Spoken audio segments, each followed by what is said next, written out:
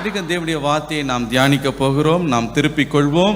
நெகேமியா 2ஆம் அதிகாரம் 8ஆம் வசனத்தை நாம் திருப்புவோம். நெகேமியா 2ஆம் அதிகாரம் 8ஆம் வசனம்.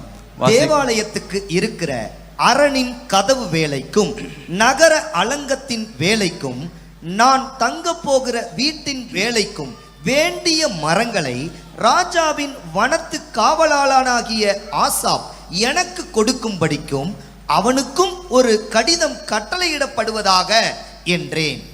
என் தேவனுடைய தயவுள்ள கரம் என்மேல் இருந்தபடியால் ராஜா அவைகளை எனக்கு கட்டளையிட்டார்.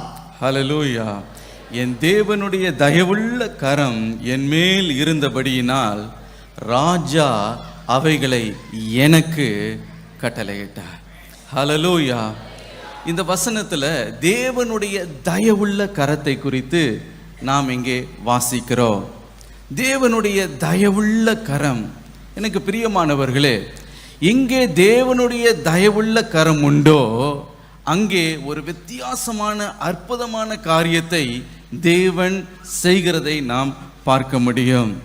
எனக்கு பிரியமானவர்களே, அந்த தயவுள்ள கரம் உங்கள் மீது வரும் பொழுது என்னெல்லாம் உங்களுடைய வாழ்க்கையில் செய்ய முடியாது என்று நீங்கள் நினைத்து கொண்டிருக்கிறீர்களோ, என்னென்ன காரியங்கள் என்னுடைய புத்திக்கு எட்டாதவைகளாக இருக்கிறது, அவைகளை நான் கண்டடைய முடியாது, அதை நான் சாதிக்க முடியாது, என் கனவிலும் என்னுடைய நினைவில் கூட அதை நான் யோசித்து பார்க்க முடியாது என்று உங்களுக்கு தூரமாக இருக்கிறவைகள், சாத்தியமில்லாதவைகளை தேவனுடைய தயவுள்ள கரம் உங்களுக்காக நிறைவேற்ற வல்லமை உள்ளது. ஹல்லேலூயா. தேவனுடைய தயவுள்ள கரம் உங்கள் மீது வரும் பொழுது ராஜா அதை கட்டளிடுவார். ராஜாதி ராஜாவே அதை உங்களுக்கு கட்டளிடுவார்.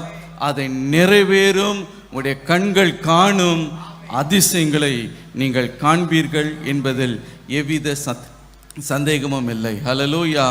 இந்த வார்த்தைகளை நெகேமியா சொன்னார் என்று நாம் பார்க்கிறோம். ஏன் நெகேமியாவுடைய வாழ்க்கையில் தேவனுடைய தயவுள்ள கரம் இறங்கி வந்தது? இதை நாம் தியானிப்பதற்கு முன்பதாக சற்று இதோடைய பின்னணியை பார்ப்பது நல்லது என்று நான் நம்புகிறேன். நீங்கள் ராஜாக்களின் புஸ்தகத்தை, என்னாகமம் புஸ்தகங்களை எல்லாம் நீங்கள் வாசித்து பார்க்கும்போது ஒரு காரியத்தை நாம் அறிந்து கொள்ள முடியும். ஒரு காலகட்டத்தில் இந்த யூதா ஜனங்கள் தேவனை புறக்கணித்து அவரை விட்டு அவர்கள் தூரே சென்றார்கள் என்று நாம் பார்க்கிறோம். அந்நிய தேவர்களை அவர்கள் சேவித்தார்களாம், விக்கிரகங்களை அவர்கள் சேவித்தார்கள். தேவன் அவர்களுக்கு செய்த நன்மையெல்லாம் மறந்து போனார்கள். தேவனே அவர்களுக்கு மகிமையும் கிரீடமுமாய் இருந்ததை எல்லாம் மறந்து கர்த்தரை புறக்கணித்தார்கள் என்று நாம் பார்க்கிறோம். அப்பொழுது தேவன் என்ன செய்தாராம்? தம்முடைய ஊழியர்களையும் தம்முடைய தீர்க்கதரிசிகளையும் அனுப்பி பல முறை மீண்டுமாக பின்மாற்றத்தில் சென்ற இந்த யூதா ஜனங்களை தேவன் எச்சரித்தார் என்று நாம் பார்க்கிறோம். எவ்வளவுக்கு எவ்வளவு எச்சரிப்பு அவர்களுக்கு கொடுக்கப்பட்டதோ அவ்வளவு தங்களுடைய இருதயத்தை அவர்கள் கடினப்படுத்தி இன்னும் முந்திலும் அதிகமான தீங்கை அவர்கள் செய்தார்கள், பொல்லாப்பை அவர்கள் செய்தார்கள் என்று நாம் காண முடியும். ஆகவே கர்த்தர் என்ன செய்தார்? அவங்க இருதயத்தை கடினப்படுத்தினதினாலே அவர்களை சிட்சிக்கும்படி நீங்கள் 2 நாளாகமும் 26ஆம் அதிகாரத்தை வாசித்து பார்க்கும் பொழுது அவர்களை தங்களுடைய சத்துருக்களின் கைகளிலே ஒப்பு கொடுத்தார் என்று நாம் பார்க்கிறோம். பாபிலோன் சாம்ராஜ்யத்தின் பெரிய பேரரசனாகிய இந்த நேபுகாத்நேச்சார் அங்கே இருந்து படையெடுத்து, திரளான பெரிய படையெடுத்து எருசலேமுக்கு விரோதமாக அவன் யுத்தம் பண்ணினான். இஸ்ரவேல் தேசத்தை, அந்த எருசலேமை யுத்தம் பண்ணி அதை மேற்கொண்டு அதனுடைய அலங்கங்களை இடித்து, மாத்திரமல்ல அந்த தேவாலயத்தை தகர்த்து போட்டு முழு பட்டணத்தையும் தீக்கரையாக்கி அழித்து போட்டான் என்று பார்க்கிறோம். மாத்திரமல்ல அங்கே இருக்கிற குடிகளை எல்லாரையுமே சிறைப்பிடித்து கொண்டு பாபிலோன் தேசத்திற்கு அவர்களை அழைத்து சென்றான் என்று நாம் பார்க்கிறோம். எனக்கு பிரியமானவர்களே, அடிமைத்தனத்திற்கு அவர்கள் ஒப்புக் கொடுக்கப்பட்டார்கள், சிறையிருப்பிலே அவர்கள் கிடந்தார்கள் என்று நாம் பார்க்கிறோம். எத்தனை வருஷங்கள் அந்த சிறை இருப்பாம்? நீங்கள் எரேமியா 29ஆம் அதிகாரம் 10ஆம் வசனத்தை நீங்கள் வாசித்து பார்க்கும் பொழுது ஏறக்குறைய 70 ஆண்டுகள் அவர்கள் சிறையிருப்பிலே இருந்ததாக நாம் காண முடியும். 70 years of captivity அந்த சிறையிருப்பிலே அவர்கள் இருந்தார்கள். சில வேத வல்லுநர்கள் சொல்லுகிறார்கள், நெகேமியாவுடைய பெற்றோர் நெகேமியாவை அந்த சிறையிருப்பில் அவர்கள் இருக்கும் பொழுதுதான் பெற்றெடுத்திருந்திருக்க வேண்டும் என்று. ஆகவே நெகேமியா அந்த சிறையிருப்பில் பிறந்த ஒரு நபர், சிறையிருப்பிலே அவர் பிறந்தவர். ஆனால் பாருங்கள், தேவ ஜனங்கள் ஒரு காலகட்டத்தில் 70 வருஷத்திற்கு பிறகு எத்தனையோ தேவனுடைய ஜனங்கள் ஜெபித்ததினாலே, தானியேல் போன்ற தேவனுடைய மனிதர்கள் மன்றாடி ஜெபித்ததினாலே 70 வருஷத்திற்கு பிறகு தேவன் அந்த சிறையிருப்பை மாற்ற தொடங்கினார் என்று நாம் பார்க்கிறோம். தேவன் தம்முடைய ஜனத்தை நினைத்தருளினார், அவர்கள் மீது மீண்டுமாக இறங்கினார் என்று நாம் பார்க்கிறோம். கர்த்தர் என்ன செய்தாராம்? ஜெருபாபேல் என்று சொல்லப்படுகிற ஒரு மனிதனை கர்த்தர் எழுப்பினார். அந்த 70 வருஷத்தின் முடிவிலே ஒரு பெரிய கூட்டத்தார் யூதர்களை இந்த ஜெருபாபேலுடைய தலைமையின் கீழே அவன் எருசலேமுக்கு அவர்களை அழைத்து சென்றான் என்று நாம் பார்க்கிறோம். கோரேசு என்ற மகாராஜா அவன் ஆளுகையின் நாட்களிலே ஒரு பெரிய குழு சிறையிருப்பில் இருக்கிற யூதர்கள் சிறையிருப்பை தப்பி இவர்கள் யூதா தேசத்தில் போய் கூடியேறினார்கள் என்று நாம் பார்க்கிறோம். அதற்கு பிறகு தேவன் மீண்டும் மனம் இறங்கி வேத பாரகரனாகிய எஸ்ரா என்ற மனிதனை தேவன் எழுப்பினார். அவனையும் அங்கே அனுப்பி அவர்களுக்கு இந்த வேதத்தில் இருக்கிற மற்ற காரியங்களை, நியாயப்பிரமாணத்தை எல்லாம் கற்றுக் கொடுத்தார்கள் என்று நாம் பார்க்கிறோம். இந்த ஜெருபாபேல் இடிந்து போய் இருக்கிற அந்த எருசலேமில் இருக்கிற அந்த தேவாலயத்தை அவன் கட்டி எழுப்பினான் என்று நாம் பார்க்கிறோம். இந்த காரியங்களை எல்லாம் தேவன் அவர்களுக்கு செய்தார். ஆனாலும் பாருங்க, அந்த தேசத்தில் இருக்கிற யூதர்கள் சிறையிருப்பை தப்பி எருசலேமிலே குடியேறின அந்த யூத ஜனங்கள் மிகவும் தீங்கை அனுபவித்தார்களாம், மிகவும் பாடுகளை அவர்கள் அனுபவித்தார்கள் என்று நாம் காண்கிறோம். எனக்கு பிரியமானவர்களே, அவ்வளவு எதிர்ப்பு அவர்களுக்கு உண்டாயிற்று. காரணம் என்னவென்றால், இத்தனையோ வருஷமாக அந்த எருசலேம் நகரம் அது பாழாய் கிடந்தது. அப்பொழுது அக்கப்பக்கத்தில் இருக்க மற்ற தேசத்தார் அதை அவர்கள் ஆக்கிரமித்து கொண்டார்கள். அரேபியர்கள், இன்னும் சமாரியர்கள், அம்மோனியர்கள், இன்னும் பல அஸ்தோத்தியர்கள் என்று பல ஜாதி யார் அந்த தேசத்தை அவர்கள் ஆக்கிரமித்து கொண்டார்கள். இந்த யூதர்கள் இனி வரவே மாட்டாங்க, இந்த தேசத்தை நாம் அனுபவிக்கலாம், நாம் அபகரித்து கொள்ளலாம் என்று. ஆனால் இப்பொழுது யூத ஜனங்கள் மீண்டும் வருகிறார்கள், மீண்டும் தேசத்தில் குடியேறுகிறார்கள் என்று கண்டவுடனே அவர்களை மிகவும் சிறுமைப்படுத்தினார்கள், அவர்களை வேதனைப்படுத்தினார்கள் என்று நாம் பார்க்கிறோம். எப்பொழுது வேண்டும் என்றாலும் அவர்களை தாக்குவார்களாம், அவர்களை கொள்ளையடிப்பார்களாம், அவர்களை திருடுவார்களாம், அவர்களை அவமானப்படுத்துவார்களாம், ஒடுக்குவார்களாம். மிகுந்த ஒடுக்குதலையும் நிந்தனையையும் இந்த யூதா ஜனங்கள் சந்தித்தார்கள் என்று நாம் பார்க்கிறோம். இடிந்து போயிருக்கிற அலங்கத்தை காண்பித்து அவர்களை பரிகாசிப்பார்களாம், அவர்களை வேதனைப்படுத்துவார்களாம். எனக்கு பிரியமானவர்களே, அவ்வளவு வேதனையை ஏன் அவர்களுக்கு சகித்து கொண்டு இருந்தார்கள் என்றால், அவர்களை பாதுகாக்கிறதுக்கு அந்த பட்டணத்துக்கு அலங்கமே இல்லை. யார் வேண்டுனாலும், சத்துருக்கள் எப்பொழுது வேண்டுனாலும் அவர்கள் அந்த நகரத்துக்குள்ளே புகுந்து அவர்களை தாக்க முடியும். எந்த பாதுகாவலும் இல்லை, நிந்தனையை அவர்கள் சந்தித்து கொண்டிருந்தார்கள். அப்படிப்பட்ட ஒரு காலகட்டத்தில் தான் இந்த நெகேமியா சூசான் என்று சொல்லப்படுகிற அந்த பட்டணத்தில் ராஜாவின் அரண்மனையில் பான பாத்திரக்காரனாக அவன் வேலை செய்து கொண்டிருந்தான். அர்த்தசஸ்ட்ரா என்று சொல்லப்படுகிற அந்த ராஜாவுக்கு அவன் பணிவிடை செய்கிற ஒரு வேலை அவனுக்கு இருந்தது. இந்த அரண்மனையில் அவன் சுகபோகமாய் அவன் இருந்திருந்திருக்கலாம், எல்லா வசதியும் அவனுக்கு இருக்கிறது. ஆயினும் இந்த நெகேமியாவுடைய வாழ்க்கையை பார்க்கும்போது அவனுடைய இருதயம் எதன் மேலே பாரப்பட்டு இருந்தது என்றால், அழிந்து போகிற தன்னுடைய ஜனங்கள் மீது, அவர்கள் மீது தன்னுடைய நினைவெல்லாம் அவர்கள் மீது இருந்தது. அவர்களுக்காக அவன் பாரப்பட்டான், அவருடைய நலனுக்காக பாரப்பட்டான் என்று நாம் காண முடியும்.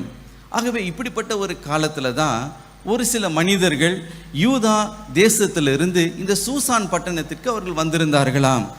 நெகேமியா அதை கேள்விப்பட்டு அவளோடு கூட ஓடோடி போய் அந்த யூத மனிதர்களை, சகோதரர்களை பார்த்து அவன் விசாரித்தான். எருசலேம் நகரம் எப்படி இருக்கிறது, அதை குறித்து ஏதாவது செய்தி இருக்கிறதா? அங்கே குடியேறினார்களே, இந்த சிறையிருப்பை தப்பி குடியேறினார்களே, அந்த யூதர்கள் எப்படி வாழ்கிறார்கள், அவருடைய நிலைமை என்ன என்பதை விசாரித்தான். விசாரிக்கும் பொழுதுதான் அங்கே இருக்கிற அந்த யூத ஜனங்கள் அவர்கள் அவனை பார்த்து சொன்னார்களாம், யூத ஜனங்கள் எருசலேமில் மிகவும் தீங்கை அனுபவிக்கிறார்கள், மிகவும் சிறுமைப்படுகிறார்கள், நிந்தனைக்கு உட்பட்டு இருக்கிறாங்க, ரொம்ப கஷ்டப்படுகிறார்கள் என்ற அந்த செய்தியை நெகேமியாவிடத்தில் அவர்கள் சொன்னபோது நெகேமியா இருதயமே உடைந்து போயிற்று. அவனுடைய இருதயம் நொறுங்கி போயிற்று. ஐயோ, என்னுடைய ஜனங்கள் இவ்வளவு பாடுகளை அனுபவிக்கிறார்களா என்ற அந்த பாரத்தை அவனால் தாங்கிக் கொள்ள முடியவில்லை. என்ன சொன்னார்கள் பாருங்க, 3ஆம் வசனத்தை வாசிப்போம். நெகேமியா 1:3. அதற்கு சிறையிருப்பில் மீந்திருக்கிறவர்கள் அந்த தேசத்திலே மகா தீங்கையும் நிந்தையையும் அனுபவிக்கிறார்கள். எருசலேமின் அலங்கம் இடிபட்டதும் அதன் வாசல்கள் அக்கினியால் சுட்டெரிக்கப்பட்டதுமாய் கிடக்கிறது என்றார்கள். அதை கேள்விப்பட்ட நெகேமியா என்ன செய்தானாம், அந்த வார்த்தைகளை கேட்ட நெகேமியா உட்கார்ந்து அழுது சில நாட்களாக அவன் துக்கித்து உபவாசித்து மன்றாடி பரலோக தேவனை நோக்கி அவன் விண்ணப்பம் பண்ண தொடங்கினான். ஹல்லேலூயா. இந்த பாரம் அவனுக்குள்ளே, ஐயோ என்னுடைய ஜனங்கள் பாடுபடுகிறார்களே, அவங்க நிந்திக்கப்படுகிறார்களே, அவமானப்படப்படுகிறார்களே என்பதை கேள்விப்பட்ட உடனே வேதம் சொல்லுகிறது, அவன் உட்கார்ந்து அழுதான். அவனுடைய இருதயத்தில் அவ்வளவு, அவனுடைய இருதயமே உருகி போயிற்று. பல நாட்களாய் அவன் துக்கித்து கொண்டிருந்தானாம், உபவாசித்தானாம், மன்றாடி அவன் ஜெபித்தானாம். ஏன் அவன் அப்படி ஜெபித்தான்? அதற்கு காரணம் என்னவென்றால், நெகேமியாவுக்கு ஒரு காரியம் தெரியும். தன்னாலே தானே தன்னுடைய ஜனங்களை விடுவிக்கவே முடியாது. அவன் அந்த அலங்கத்தை தன்னாலே தானே அவன் கட்டிவிடவே முடியாது. அவன் ஒரு சாதாரண பானபாத்திரக்காரன், அவனால் என்ன செய்ய முடியும் என்று அவன் விட்டுவிடவில்லை. ஆனால் ஒரு காரியத்தை அவன் அறிந்திருந்தான், தேவாதி தேவன் ஒருவர் இருக்கிறார். ஹல்லேலூயா. எல்லாவற்றையும் ஜெபத்தை கேட்கிற ஒரு தேவன் ஒருவர் உண்டு, சூழ்நிலையை மாற்றுகிற ஒரு தேவன் ஒருவர் உண்டு என்பதை அறிந்து தேவனை நோக்கி அவன் ஜெபிக்க தொடங்கினான். ஹல்லேலூயா. ஒருவேளை அவன் உதவியற்றவனாய் இருக்கலாம், அவனால் எந்த காரியத்தை செய்ய முடியாத ஒரு நிலைமையில் இருக்கலாம். ஆனால் இல்லாதவைகளை இருக்கிறவைகளாய் அழைக்கிற தேவன் ஒருவர் உண்டு. ஜெபித்தால் சூழ்நிலையை அவர் மாற்றுவார். ஜெபித்தால் அவருடைய தயவுள்ள கரம் நீட்டப்படும். சூழ்நிலைகளை, சந்தர்ப்பங்களை அவர் மாற்றி அற்புதத்தை செய்வார் என்பதை நெகேமியா அறிந்து அவன் ஊக்கத்தோடு அவன் மன்றாடி ஜெபித்தான் என்று நாம் பார்க்கிறோம். ஹல்லேலூயா. எனக்கு பிரியமானவர்களே, எப்படி அவன் ஜெபித்தானாம்? அவருடைய முற்பிதாக்கள் செய்த எல்லா குற்றங்களையும் இவர் அறிக்கையிட்டு, தகப்பனே அவர்கள் தவறு செய்தார்கள் அப்பா, உம்மை அவர்கள் புறக்கணித்தது உண்மைதான், நீர் அவர்களை மன்னிக்க வேண்டும் என்று அவர்களுடைய குற்றத்துக்காக, முற்பிதாக்களின் பாவங்களுக்காக அவன் ஜெபித்தான் என்று பார்க்கிறோம். கர்த்தருடைய உடன்படிக்கையை நினைவுபடுத்தி அவன் ஜெபித்தான் என்று பார்க்கிறோம். ஆண்டவரே, உம்முடைய இரக்கம் எவ்வளவு பெரியது, அந்த இரக்கத்தை காண்பித்தருளும் என்று சொல்லி அவன் ஜெபித்தான் என்று நாம் பார்க்கிறோம். ஹல்லேலூயா. எவ்வளவு காலமாய் அவன் அப்படியாக ஜெபித்தானாம்?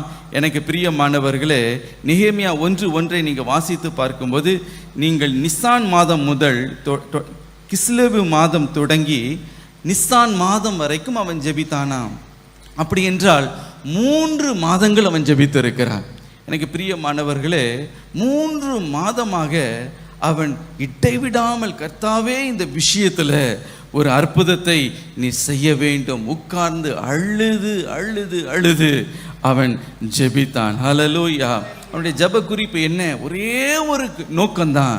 அது என்னவென்றால், எருசலேமின் அலங்கம் கட்டப்பட வேண்டும். இடிந்து போய் இருக்கிற அந்த எருசலேமின் அலங்கம் கட்டப்படணும். என்னுடைய ஜனங்களுடைய நிந்தனை மாறணும். ஒரு வித்தியாசம் உண்டாகணும், எங்களுடைய சத்துருக்களுக்கு முன்பதாக எங்களுடைய தலை உயர்த்தப்பட வேண்டும் என்று இடைவிடாமல் மன்றாடி அவன் ஜெபித்தான் என்று நாம் பார்க்கிறோம். ஹல்லேலூயா. எனக்கு பிரியமானவர்களே, தேவன் அவருடைய ஜெபத்தை கேட்டார். ஹல்லேலூயா. தேவன் ஜெபத்தை கேட்டார். தேவனுடைய தயவுள்ள கரம் இந்த நெகேமியான் மீது இறங்கிற்று. அந்த தயவு அவனுக்கு கிடைத்ததினாலே தான் இடிந்து போயிருக்கிற அந்த அலங்கத்தை அவனால் கட்டி எழுப்ப முடிந்தது. ஆம் பிரியமானவர்களே, நம்முடைய வாழ்க்கையிலும் நாம் ஒரு பாரம் நமக்குள்ளே முதலாவது வர வேண்டும். யாருக்குள்ள அந்த பாரம் இருக்கிறதோ அவர்களை தான் தேவன் பயன்படுத்த முடியும். ஹல்லேலூயா. உண்மையிலேயே ஒரு பாரம் இருந்தால் ஏனோ தானோ என்று இதோ 2 நாள் 3 நாள் ஜெபித்து 4வது நாள் சரி மற்ற வேலையை பார்ப்போம் என்று விட்டு விடுவார்கள். ஆனால் உண்மையிலேயே if there is a godly sorrow in your heart, தேவனுக்கேற்ற துக்கம் உனக்குள்ளே இருக்குமே ஆனால், உனக்குள்ளே பாரம் இருக்குமே ஆனால், ஐயோ அழிந்து போகிற ஜனங்களுக்காக நான் ஏதாயிலும் செய்தாகணுமே என்ற அந்த ஏக்கம் உனக்குள்ளே இருக்குமே ஆனால், உண்மையிலேயே உன்னால் தூங்க முடியாது. இரவும் பகலும் ஆண்டவரே என்னுடைய ஜனத்தை ரட்சித்தருளும், ஆண்டவரே ஒரு வித்தியாசத்தை செய்தருளும், உம்முடைய தயவுள்ள அற்புதமுள்ள கரம் குறுக்கிடணும் ஆண்டவரே, இந்த கரம் எனக்காக இறங்கட்டும், நீர் எங்களுக்காக எழுந்தருளுவீராக என்று நாம் ஜெபிக்க தொடங்குவோம். ஹல்லேலூயா. கர்த்தருடைய தயவுள்ள கரம் நம் மீது இறங்கி வர வல்லமை உள்ளதாக இருக்கிறது. ஹல்லேலூயா. இந்த நெகேமியா 3 காரியங்களுக்கு தயவு அவனுக்கு தேவைப்பட்டதாம். தேவனுடைய தயவுள்ள கரம் 3 விஷயங்களில் அவனுக்கு தயவு உண்டு பண்ண வேண்டியதாய் இருந்தது. முதலாவதாக ராஜாவின் கண்களிலே ஒரு தயவு கிடைக்கணும். இரண்டாவதாக அந்த ஜனங்கள், யூதா ஜனங்கள் மத்தியில் அந்த தயவு அவனுக்கு தேவை. மூன்றாவதாக சத்துருக்களை மேற்கொள்ளுகிற தேவனுடைய தயவு. இந்த 3 விஷயங்களிலும் நெகேமியாவுக்கு தேவனுடைய தயவுள்ள கரம் அவசியமாய் இருந்தது. முதலாவதாக ராஜாவின் கண்களிலே அவனுக்கு தயவு தேவை. நெகேமியா 2ஆம் அதிகாரம் 8ஆம் வசனம், கடைசி வசனத்தை மீண்டும் வாசிங்க. என் தேவனுடைய தயவுள்ள கரம் என் மேல் இருந்தபடியால் ராஜா அவைகளை எனக்கு கட்டளையிட்டார். ஹல்லேலூயா. தேவனுடைய தயவுள்ள கரம் என் மேல் இருந்தபடியினாலே. பாருங்க, நெகேமியா உபவாசித்து ஜெபித்தார். 30 நாட்களாக ஃபோக்கஸ் பண்ணி இன்டென்சிவா ஒரே காரியத்திற்காக அவர் ஜெபித்தார். அலங்கம் கட்டி எழுப்பப்பட வேண்டும் என்று. அந்த ஜபத்தினுடைய முதல் பலனை, அதனுடைய ரிவார்டை, இதுதான் முதல் முறையாக அவர் பெற்றுக்கொள்ளுகிறார். அந்த பலன் எப்படி உண்டாயிற்று? ராஜாவுடைய கவனம் அவருக்கு முதலாவதாக கிடைத்தது. ஹல்லேலூயா. எனக்கு பிரியமானவர்களே, இந்த நெகேமியா பாருங்க, அவன் பான பாத்திரக்காரன். ராஜாவுக்கு திராட்சை ரசத்தை ஊற்றி கொடுக்கிற ஒரு வேலை. அவருடைய வேலையே ஒரு சர்வீஸ் இண்டஸ்ட்ரி. அப்படி என்றால் அவன் சேவை செய்கிற ஒரு வேலையில் அமர்த்தப்பட்டிருக்கிறான்.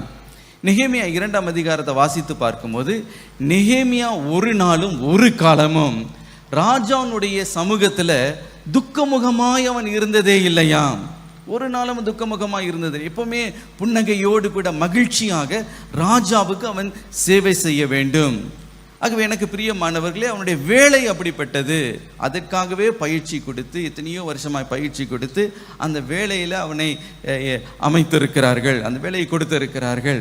ஆகவே ராஜாவுடைய பிரச்சனத்தில் இருக்கும்போது தன்னுடைய துக்கத்தையோ மற்ற காரியத்தையோ அவன் வெளிப்படுத்தவே கூடாது. எனக்கு பிரியமானவர்களே, ஆனால் பாருங்க, அவனுடைய இருதயத்தில் அவ்வளவு துக்கம், அவ்வளவு பாரம், அது முகத்தில் அது வெளிப்பட தொடங்கினது. அகத்தின் அழகு முகத்தில் தெரியும். ஆகவே முகத்தில் அந்த துக்கம், அந்த பாரம் அவனுக்குள்ளே வெளிப்பட தொடங்குகிறதை பார்க்கிறோம். நெகேமியாவை நினைத்து பார்க்கும்போது இந்த ஏர் ஹோஸ்டஸ் உடைய வேலையை போன்ற ஒரு வேலை தான் அவருக்கு இருந்திருக்க வேண்டும். பாருங்க, ஏர் ஹோஸ்டஸ் ஜாப் பார்த்தீங்கன்னா ஒரு சர்வீஸ் இண்டஸ்ட்ரி.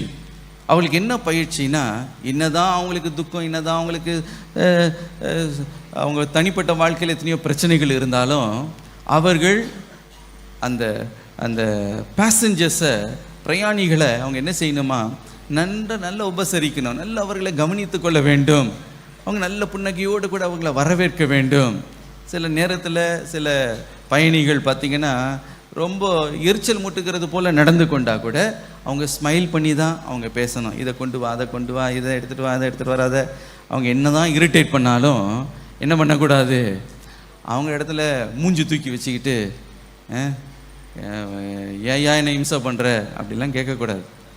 வீட்டில் என்ன பிரச்சனை இருந்தாலும் அதை போய் என்ன பண்ண முடியாது, பிரயாணிகள்கிட்ட போய் காட்ட முடியாது. என்ன தான் பிரச்சனை இருந்தாலும், இன்றைக்கி நேற்றெல்லாம் கரண்ட் இல்லையா, ஒரே மூஞ்செல்லாம் கொசு கடிச்சிருச்சு, ரொம்ப எரிச்சலாக இருக்குது, தண்ணியே வரலை, அதனால தான் எரிஞ்சு விழுந்தேன், அந்த எக்ஸ்கியூஸ்லாம் சொல்ல முடியாது. நான் ப்ரொஃபஷ்னலாக நடந்து கொள்ளணும். அந்த இடத்துல துக்க முகமாவோ சொந்த கதை சோக கதைலாம் சொல்ல முடியாது. அதே போல் நெகேமியாவும் பாருங்க, தன்னுடைய சொந்த கதை சோக கதையெல்லாம் ராஜாவுக்கு முன்பதாக கொண்டு போக முடியாது. அவனும் அப்படி கொண்டு போகலை. இருதயத்தில் அவ்வளவு ஒரு துக்கம். ராஜாவே அதை கவனித்தார்.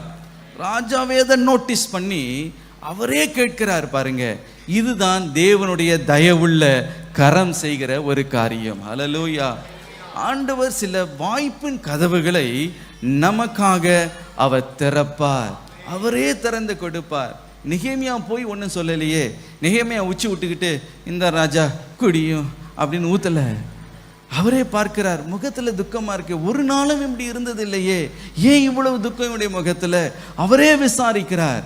அப்பொழுதுதான் பாருங்க ஒரு வாய்ப்பு நெகேமியாவுக்கு உண்டாகுகிறது. தன்னுடைய இருதயத்தில் இருக்கிற பாரத்தை ராஜாவே கேட்டதுனால அவன் எடுத்து சொல்லுகிறான். நெகேமியா 2:3 ராஜாவை நோக்கி, ராஜா என்றைக்கும் வாழ்க, என் பிதாக்களின் கல்லறைகள் இருக்கும் ஸ்தலமாகிய நகரம் பாழானதும் அதன் வாசல்கள் அக்கினியால் சுட்டெரிக்கப்பட்டதுமாய் கிடக்கும் போது நான் துக்க முகத்தோடு இராதிருப்பது எப்படி என்றேன். நான் துக்க முகமாய் இராதிருப்பது எப்படி என்று தன்னுடைய இருதயத்தில் இருக்கிற வேதனையை அவன் ராஜாவின் இடத்துல அவன் வெளிப்படுத்துகிறான். எனக்கு பிரியமானவர்களே, 3 மாசம் ஜபித்த ஜெபத்துக்கு இதுதான் பலன். ஹல்லேலூயா. தேவனுடைய தயவுள்ள கரம் செயல்பட தொடங்கிற்று. தேவனுடைய தயவுள்ள கரம் பாருங்க, சில நேரத்தில் நேரடியாக பலவந்தமாக பிரத்யட்சமாக இது வெளிப்படுகிறதை பார்க்க முடியும். ஆனால் சில நேரத்தில் தேவனுடைய தயவுள்ள கரம் நம்மையும் அறியாமல் பின்னணியில் இருந்து சூழ்நிலைகளை, அந்த காரியங்களை எல்லாவற்றையும் அது அனுகூலமாய் மாற்றுகிறதையும் நாம் காண முடியும். ஹல்லேலூயா. இப்பொழுது இந்த ராஜாவே ஒரு கேள்வியை கேட்கிறார். What is your request? நான் உனக்கு என்ன செய்ய வேண்டும்? வாட் டு யூ ரிக்வெஸ்ட் நெகேமியா என்று அவர் கேட்கிறார். பாருங்க, இந்த அர்த்த சிஸ்டர், இந்த ராஜா ஒரு பெரிய மகாராஜா, மறந்து போகக்கூடாது. இது ஒரு தேசத்துக்கு அவர் ராஜா அல்ல, எத்தனையோ பெரிய தேசங்களுக்கு அவர் ராஜாவாம். பெர்ஷியன் எம்பையருடைய இந்த பெர்சியா சாம்ராஜ்யத்தின் அவர் பேரரசனாய் அவர் இருந்தார். இந்த பெர்சியா எம்பையரை நீங்கள் பார்க்கும் பொழுது இது குஜராத்தில் துவங்கி பாகிஸ்தான், அதுக்கு மேலே ஆப்கானிஸ்தான், அதுக்கு மேலே ஈரான், அப்புறம் ஈராக், அப்புறம் சீரியா, அப்புறம் ஜோர்டன், அப்புறம் இஸ்ரேல், அப்புறம் எகிப்தின் மேல் பகுதி, இது அவ்வளவு தேசத்தையும் சேர்த்தாதான் என்ன தேசம்? பெர்சியா சாம்ராஜ்யம். அவ்வளோ பெரிய தேசத்துக்கு, அவ்வளோ பெரிய சாம்ராஜ்யத்திற்கு, எத்தனையோ தேசங்களுக்கு இந்த அர்த்தசேஸ்தர் ராஜா அவர் ராஜாவாய் அவர் இருந்தார். அப்படிப்பட்ட பெரிய ராஜாவே ஒரு கேள்வியை கேட்கிறார், நெகேமியா உனக்கு நான் என்ன செய்யணும் சொல்லு என்று. எனக்கு பிரியமானவர்களே, இதை நாம் என்ன சொல்லுவது? இதுதான் தேவனுடைய தயவுள்ள கரம். ஹல்லேலூயா. அந்த ஜெபித்த ஜெபத்தினுடைய பலனை இப்பொழுது அவர் அறுக்கிறார். அவர் கேட்கிறார், உனக்கு நான் என்ன செய்ய வேண்டும் என்று. ஆம் பிரியமானவர்களே, நீங்களா ஓடி நீங்களா முயற்சி செய்து எனக்கு தயவு கிடைக்காதா, இவங்க தயவு செய்ய மாட்டாங்களா என்று நீங்கள் ஓட வேண்டிய அவசியம் இல்லை. நீங்கள் எப்பொழுது முழங்கால் படியிட்டு பாரத்தோடு நீங்கள் ஜெபிக்க ஆரம்பிக்கிறீர்களோ, அழுது மன்றாடி உபவாசித்து நீங்கள் ஜெபிக்கிறீர்களோ, கர்த்தருடைய தயவுள்ள கரம் உங்களுக்காக செயல்படுகிறதை நீங்கள் பார்ப்பீர்கள். ஹல்லேலூயா. வேதம் சொல்லுகிறது, நீதிமொழிகள் 21:1 ராஜாவின் இருதயம், ராஜாவின் இருதயம் கர்த்தரின் கைகளில் நீர்க்கால்களை போல் இருக்கிறது, அதை தமது சித்தத்தின்படி அவர் திருப்புகிறார். ஹல்லேலூயா. ராஜாவுடைய கரம் யாருடைய கரத்துல இருக்குதா? ராஜாவுடைய இருதயம் யாருடைய கரத்துல இருக்கு? கர்த்தருடைய கரத்தில் இருக்கிற. நீர்க்கால்களை எப்படி திருப்புகிறாரோ அவர் சித்தத்தின்படி, தமது சித்தத்தின்படி அதை திருப்புகிறார். ஹல்லேலூயா. எனக்கு பிரியமான தேவனுடைய தயவுள்ள கரம் பாருங்க, நெகேமியாவுக்கு ஒரு வாய்ப்பின் கதவை திறந்து வைத்தது. இன்றைக்கு நீங்கள் ஜெபிப்பீர்கள் என்றால் இந்த தேசத்தில் வாய்ப்பின் கதவுகள் திறக்கப்படுகிறதை பார்ப்பீர்கள். ஹல்லேலூயா. உங்களுடைய ஊழியத்துக்கு கர்த்தர் வாய்ப்பு கதவுகளை திறக்கிறதை நீங்கள் பார்ப்பீர்கள். தேசங்கள் உங்களுக்காக திறக்கிறதை நீங்கள் பார்ப்பீர்கள். பெரிய பிரதம மந்திரிகள், ஜனாதிபதிகள், அவர்கள் உங்களை பார்த்து கேட்பாங்க, what to you want, what you request என்று சொல்லுகிற அளவுக்கு தேவனுடைய தயவுள்ள கரம் உங்களுக்காக செயல்படுகிறதை நீங்கள் காண போகிறீர்கள். ஹல்லேலூயா, ஹல்லேலூயா. ஆகவே இன்றைக்கு என்ன காரியமாக இருந்தாலும் இன்றைக்கு தேவனிடத்தில், தேவாதி தேவன், ராஜாதி ராஜாவின் இடத்துல நீங்கள் அந்த காரியத்தை கொண்டு செல்லும் பொழுது அவர் என்ன செய்வார் என்றால், அவருடைய தயவுள்ள கரம் உனக்காக செயல்படும் பொழுது ராஜா உனக்காக கட்டளையிடும்படி அவர் செய்வார். மாத்திரமல்ல, இரண்டாவது பாருங்க, இந்த நெகேமியாவுக்கு அவனுக்கு அனுமதியும் தேவைப்பட்டதாம். நெகேமியா 2ஆம் அதிகாரம் 5ஆம் வசனம். ராஜாவை பார்த்து, ராஜாவுக்கு சித்தமாயிருந்து அடியேனுக்கு உமது சமூகத்தில் தயை கிடைத்ததானால் என் பிதாக்களின் கல்லறைகள் இருக்கும் பட்டணத்தை கட்டும்படி யூதா தேசத்துக்கு நீர் என்னை அனுப்ப வேண்டிக் கொள்ளுகிறேன் என்றேன். இப்போ வாய்ப்பின் கதவை திறந்த உடனே நெகேமியா அதை பயன்படுத்தி கொள்ளுகிறார். ஹல்லேலூயா. ஞானமா அவர்களை பார்த்து, ராஜாவை பார்த்து ஒரு உத்தரவை அவர் கேட்கிறார். நான் யூதா தேசத்திற்கு போவதற்கு நீர் எனக்கு உத்தரவு கொடுக்க வேண்டும். ஹல்லேலூயா. உம்முடைய அடியானுக்கு உம்முடைய கண்களிலே தயவு கிடைக்க வேண்டும். ஆம் பிரியமானவர்களே, ராஜாவன் கேட்கிறார், நீ எப்போ போய் எப்போ வருவாய்? ராணியும் கேட்கிறாங்க. அப்போ சொல்லுகிறார், இந்த காலத்திற்குள்ளே நான் போய் இந்த காலத்துக்குள்ளே நான் வருவேன் என்று எல்லாவற்றையும் கேட்ட அந்த ராஜா என்ன செய்தாராம், அவருக்கு லீவு, பர்மிஷன் கொடுக்கப்பட்டது.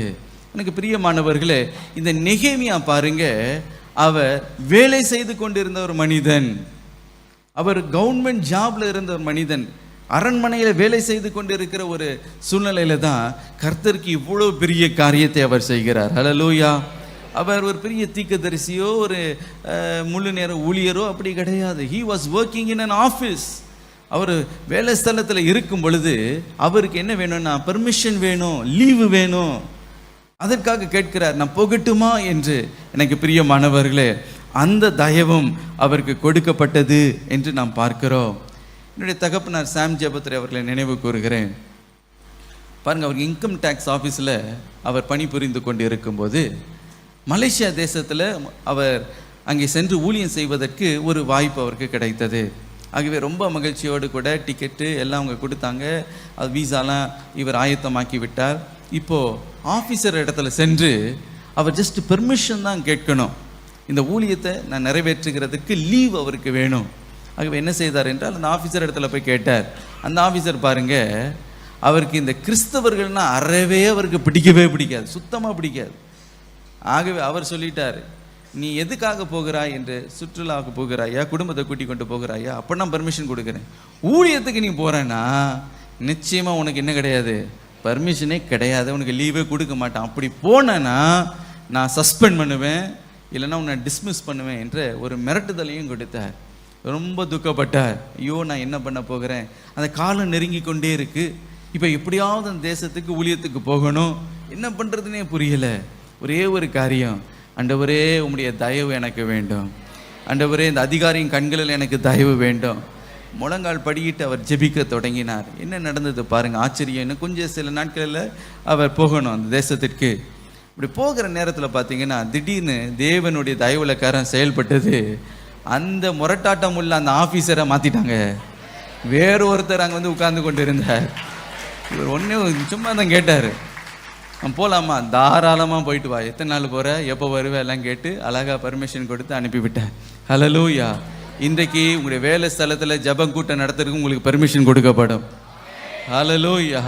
நீங்கள் கர்த்தருக்காக சில காரியங்களை செய்வதற்கு உங்களுக்கு விசேஷித்த அனுமதியை கர்த்தர் உங்களுக்கு கட்டளையிடுவார். ஹல்லேலூயா. ஒருவர் என்ன யாருடைய கண்களை உங்களுக்கு தயவு வேண்டுமோ அந்த தயவை கர்த்தர் உங்களுக்காக அவர் நிச்சயமாகவே கட்டளையிடுவார். பிரியமானவர்களே, எல்லாம் தயவையும் கொடுக்கிறவர் நம் தேவாதி தேவன். எல்லா அதிகாரத்திற்கு மேலாக அவர் பெரிய ராஜாவாக அவர் இருக்கிறார். ஹல்லேலூயா. ஆகவே இன்றைக்கு ஒருவேளை எனக்கு அனுகூலமாக இல்லை, எங்கள் வீட்டில் கூட்டத்தை நடத்த முடியலை, அல்லது எங்களுடைய வேலை ஸ்தலத்தில் இப்படி ஒரு ஜெபத்தை நடத்தக்கூடாது, அப்படி நிறைய தடைகள் இருக்கிறது என்று நீங்கள் சொன்னால் கூட நீங்கள் நெகேமியா போல ஜெபிப்பீர்கள் என்றால் அவர்களே உங்களை கூப்பிட்டு உங்களுக்கு பர்மிஷன் கொடுக்க போகிறாங்க. ஹல்லேலூயா, ஹல்லேலூயா. எல்லா தடைகளையும் கர்த்தர் மாற்றி போடுவார். மாத்திரமல்ல, பாருங்க, இந்த நெகேமியாவுக்கு ஆத்தரைசேஷன் லெட்டரும் தேவைப்பட்டதாம். அது என்ன? அங்கீகார கடிதம், உத்தரவின் கடிதம் அவருக்கு அவசியமாக இருந்தது. நெகேமியா 2ஆம் அதிகாரம் 7ஆம் வசனம். பின்னும் நான் ராஜாவை பார்த்து, ராஜாவுக்கு சித்தமாயிருந்தால் நான் யூதா தேசத்துக்கு போய் சேரும் மட்டும் நதிக்கு அப்புறத்தில் இருக்கிற தேசாதிபதிகள் என்னை வழிவிட்டு அனுப்பும்படிக்கு அவர்களுக்கு கடிதங்கள் கொடுக்கும்படிக்கும். இங்கே பாருங்கள், இப்போ இந்த நெகேமியா இந்த சூசான் பட்டணத்திலிருந்து யூதா தேசத்துக்கு அவர் போக வேண்டும். போகும்போது நான் ஏற்கனவே சொன்னது போல இந்த பெர்சியா சாம்ராஜ்யம் ஒரு மகா பெரிய சாம்ராஜ்யம். எத்தனையோ தேசங்கள் அதற்குள்ளே உள்ளடங்கி இருக்கிறது. ஒவ்வொரு தேசத்தின் வழியாய் போகணும். ஒவ்வொரு பகுதியும் பார்த்தீங்கன்னா ஒவ்வொரு பெரிய பெரிய தேசாதிபதிகள் அதை ஆளுகை செய்து கொண்டிருந்தார்களாம். ஆகவே இப்பொழுது நெகேமியா ஞானமாக ஒரு காரியத்தை கேட்கிறார். இந்த தேசாதிபதிகள் எனக்கு வழிவிட்டு அனுப்பும்படி நீரே ஒரு ஆத்தரைசேஷன் லெட்டரை, உத்தரவின் கடிதத்தை, பரிந்துரை கடிதத்தை நீரே எழுதி நீர் கொடுக்க வேண்டும் என்று. எனக்கு பிரியமானவர்களே, இந்த சூசான் நகரத்திலிருந்து நீங்கள் இந்த யூதா தேசத்திற்கு எருசலேமுக்கு எவ்வளவு தூரம்னு பார்த்தீங்கன்னா 1500 மைல்ஸ். அப்படி என்றால் 2500 கிலோமீட்டர் தூரம். அவ்வளவு தூரம் எத்தனையோ தேசத்தில் எத்தனையோ செக் பாயிண்ட்டை எத்தனையோ இடங்களில் அவர் கடந்து கடந்து கடந்து செல்லணும். சாதாரணமாக ஒரு மனிதன் இஷ்டத்திற்கு அப்படி போய்விட முடியாது. எப்படி வீசா நமக்கு தேவையோ அப்படி அவருக்கு வீசா தேவைப்பட்டது. யாருக்கு தேவைப்பட்டது? நெகேமியாவுக்கு தேவைப்பட்டது. ஹல்லேலூயா. ஆனால் அவர் ஜெபித்த ஜெபம் அப்படிப்பட்ட ஜெபம் பாருங்க. 3 மாதம் பண்ண ஜெபத்தினால கர்த்தர் என்ன செய்தார் என்றால் எல்லா தேசாதிபதிகளும் அவருக்கு வழிவிடும்படி உத்தரவின் கடிதம் அவருக்கு அருளப்பட்டது. ஹல்லேலூயா. ஆகவே அவருடைய பாதையே எப்படிப்பட்ட பாதைனா ஒரு ராஜ பாதையை போல கர்த்தர் மாற்றி கொடுத்தார். அத்தனை தேசங்கள் வழியாய் அத்தனை தேசாதிபதிகள், எத்தனையோ இடத்துல செக் போஸ்ட், ஒவ்வொரு இடத்துல இமிகிரேஷன் மாதிரி எத்தனையோ காரியங்கள் இருந்திருக்க வேண்டும். எல்லாவற்றையும் கடந்து கடந்து அவர் செல்லுகிறார். ஹல்லேலூயா. இது எப்படி நடந்தது என்றால் இதுதான் தேவனுடைய தயவுள்ள கரம். எனக்கு பிரியமானவர்களே, நீங்கள் ஜெபிக்க தொடங்குவீங்கன்னா எல்லா தடைகளையும் கர்த்தர் தகற்றி போடுவார். ஹல்லேலூயா. என்னன்னு யாரெல்லாம் உங்களுக்கு தடையாய் நீ போகக்கூடாது என்று தடை செய்கிறார்களோ கர்த்தருடைய உத்தரவு உங்களுக்கு கொடுக்கப்படுகிறதினாலே அந்த வாசல்கள் உங்களுக்காக திறக்கப்படுகிறதை நீங்கள் காண்பீர்கள். இன்றைக்கு நீங்கள் கேட்கலாம், ஐயோ அந்த சர்ச்சை கட்டுறதுக்கு பர்மிஷன் இல்லை, எனக்கு உத்தரவு கடிதம் இல்லையே என்று நீங்கள் நினைத்து கொண்டு இருக்கலாம். கவலைப்படாதீங்க. நீங்கள் ஜெபிப்பீர்கள் என்றால் தேவனுடைய தயவுள்ள கரம் உங்களுக்காக செயல்படும் என்றால் என்ன காரியத்தை நீங்கள் கேட்டுக்கொண்டு இருக்கிறீர்களோ அதை கர்த்தர் உங்களுக்கு தர அவர் வல்லமை உள்ளவராக இருக்கிறார். ஹல்லேலூயா. பல காரியங்களுக்காக நீங்கள் அலைந்து கொண்டு இருக்கலாம். ஐயா இந்த சர்டிஃபிகேட்டுக்காக ஓடுறேன், இந்த பட்டாக்காக நான் ஓடுகிறேன், இந்த அப்ரூவலுக்காக நான் ஓடுகிறேன், இந்த காரியத்திற்காக நான் செயல்பட்டு கொண்டு இருக்கிறேன், எல்லாம் தடைப்படுகிறதே. இல்லை பிரியமானவர்களே, தேவனுடைய தயவுள்ள கரம் வெளிப்படும் போது எல்லா அதிகாரிகளும் உங்களுக்கு வழிவிட போகிறார்கள், வழிவிட்டு அனுப்ப போகிறார்கள். தடைகளை தகர்க்கிறவர் உங்களுக்கு முன்பதாக செல்லுவார். ஹல்லேலூயா. கோணலானவைகளை செவைப்படுத்துகிறவர், அவருடைய பிரசனம் உங்களுக்கு முன்பதாக செல்லும். ஹல்லேலூயா. வெங்கல கதவுகளை உடைத்து இரும்பு தாழ்பால்களை முறித்து அவர்தாமே உங்களை முன்பதாக முன்னேறி செல்லும்படி அவர் உங்களுக்கு கிருபை பாராட்டுவார். ஹல்லேலூயா. அதான் தேவனுடைய தயவுள்ள கரம். ஜெபிக்கும் பொழுது அந்த தயவுடைய கரம் வெளிப்படுகிறது. 4ஆவதாக பாருங்க, அந்த அலங்கத்தை கட்டி எழுப்புவதற்கு நெகேமியாவுக்கு பொருளாதார தேவை, பல பொருட்கள் அவருக்கு தேவைப்பட்டது. 8ஆவது வசனத்தை வாசிங்க. தேவாலயத்துக்கு இருக்கிற அரணின் கதவு வேலைக்கும் நகர அலங்கத்தின் வேலைக்கும் நான் தங்க போகிற வீட்டின் வேலைக்கும் வேண்டிய மரங்களை ராஜாவின் வனத்து காவலாளனாகிய ஆசாப் எனக்கு கொடுக்கும்படிக்கும் அவனுக்கும் ஒரு கடிதம் கட்டளையிடப்படுவதாக என்றேன்.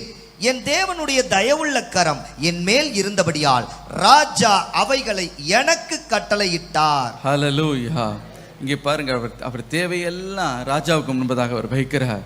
அவர் சொல்லுகிறார், தேவாலயத்தில் இருக்கிற அந்த அரணுடைய கதவு கட்டப்படணும், நகரத்தின் அந்த இடிந்து போய் இருக்கிற அந்த அலங்கும் கட்டப்படணும், மாத்திரமல்ல நான் தங்குகிறதற்கு ஒரு வீடு கட்டப்படணும், அந்த வீட்டு வேலைக்கு மரம் அவசியம். ஆகவே இந்த ராஜாவின் வனத்து காவலனாகிய ஆசாப்பு இவைகளை எல்லாம் எனக்கு கொடுக்கும்படி அவனுக்கும் ஒரு கடிதம் கட்டளையிடப்படுவதாக. ஹல்லேலூயா. தமிழ்ல ரொம்ப அழகா இருக்கு, கட்டளையிடப்படுவதாக. அவருக்கு ஒரு கட்டளை கொடுக்கப்படணும். ராஜாவின் இடத்துல இருந்து ஒரு கட்டளை கொடுத்தா அந்த எல்லா மரத்தையும், அவருக்கு வேண்டிய எல்லா காரியமும் ராஜாவின் பொக்கிஷ சாலையிலிருந்து அவருக்கு கொடுக்கப்படும். ஹல்லேலூயா. அங்கே பாருங்க, ஒவ்வொரு மரம், கேதுரு மரமாக இருக்கலாம், டீக்கு மரமாக இருக்கலாம், ரோஸ்வுட்டாக இருக்கலாம், அது எத்தனை கோடி வேணும்னாலும் இந்த 1 2 டன்னு தாங்க 3 டன்னுன்னு கேட்கல, வேண்டிய மட்டும். ஹல்லேலூயா. எவ்வளவு வேணுமோ அவ்வளவும் ராஜாவின் அந்த கஜானாவிலிருந்து, அவருடைய பொக்கிஷ சாலையிலிருந்து, அவருடைய காடுகளிலிருந்து எல்லாமே கொடுக்கப்பட்டது. ஹல்லேலூயா. பாருங்க, இந்த பானை பாத்திரக்காரனுடைய பாக்கெட்டில் ஒருவேளை ஒன்றுமே இருந்திருக்காது, அவரிடத்துல ஒன்றுமே இருந்திருக்காது. இந்த எருசலேமில் இருக்கிற அந்த யூதா ஜனங்களை பார்த்தீங்கன்னா சிறுமைப்படுத்தப்பட்டு ஒடுக்கப்பட்ட நிலைமையில் இருக்கிறாங்க. அவங்களுக்கு ஒன்றுமே, அவங்களுடைய கரத்தில் ஒன்றுமே கிடையாது. ஆனாலும் பாருங்க, தேவனுடைய தயவுள்ள கரம் அவர்களுக்கு அனுகூலமாய் செயல்படும் பொழுது, தயவு உண்டாக்கும்படி செயல்படும் பொழுது பாருங்க, ராஜாவுடைய கஜானாலிருந்து, ராஜானுடைய பொக்கிஷ சாலையிலிருந்து, அவனுடைய காடுகளிலிருந்து வேண்டிய மட்டும் இந்த ஆசாப்பு கொடுக்கும்படி ஒரு உத்தரவின் கட்டளை, ஒரு கட்டளையிடுகிற ஒரு லெட்டர் அவனுக்கு கொடுக்கப்பட்டது. ஹல்லேலூயா. எனக்கு பிரியமானவர்களே, இன்றைக்கு ராஜாதி ராஜான் இடத்துல உங்களுடைய விண்ணப்பத்தை கொண்டு செல்லும் பொழுது அவர் சொல்லுகிறார், என்னுடைய ஐஸ்வர்யத்தின்படி உன்னுடைய எல்லா தேவைகளையும் சந்திக்க நான் வல்லமை உள்ளவராக இருக்கிறேன். ஹல்லேலூயா. எப்படி இந்த வீட்டை கட்ட போகிறோம், எப்படி இந்த ஆலயத்தை கட்ட போகிறோம், இந்த வேன் தேவைப்படுகிறது, இந்த காரியம் தேவைப்படுகிறது, இந்த ஊழியத்துக்கு இந்த ஸ்பீக்கர் தேவைப்படுகிறது, அல்லது என்னுடைய குடும்பத்திற்கு இந்த தேவை உண்டாயிருக்கிறது, அல்லது பிள்ளைகளுடைய விஷயத்தில் இந்த காரியம் தேவைப்படுகிறது, என்ன தேவையாக இருந்தாலும் எனக்கு பிரியமானவர்களே, பிலிப்பியர் 4:19 என் தேவன் தம்முடைய ஐஸ்வர்யத்தின்படி உங்கள் குறைகளை எல்லாம், உங்களுடைய தேவைகளை எல்லாம் கிறிஸ்து இயேசுவுக்குள்ளே மகிமையிலே நிறைவேற்றுவார். ஹல்லேலூயா. அவர் சொல்ல, தேவனுடைய தயவுள்ள கரம் என் மேல் இருந்தபடினாலே ராஜா இவைகளை எனக்கு கட்டளையிட்டார். ஹல்லேலூயா.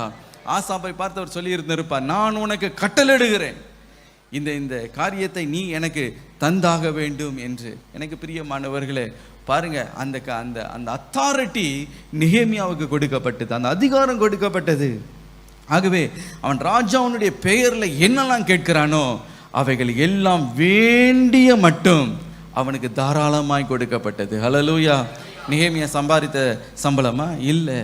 எனக்கு பிரியமான தேவனுடைய ஐஸ்வர்யத்திலிருந்து, ராஜாவின் ஐஸ்வர்யத்திலிருந்து அந்த எல்லா காரியத்திற்கும், தேவனுடைய விஷயத்தின் காரியங்களுக்கு எல்லாம் அருளப்பட்டது. ஹல்லேலூயா.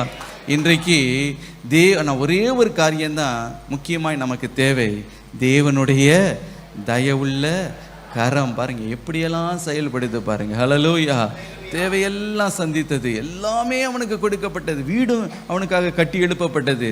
பாருங்க, அலங்கம் மாத்திரம் அல்ல, கதவுகளுக்கு மாத்திரம் அல்ல, நான் தங்குவதற்கு ஒரு வீடு, பாருங்க அதையும் ஆண்டவர் கொடுக்கிறார். ஹல்லேலூயா. எல்லாமே அவனுக்கு கொடுக்கப்பட்டது என்று நாம் பார்க்கிறோம்.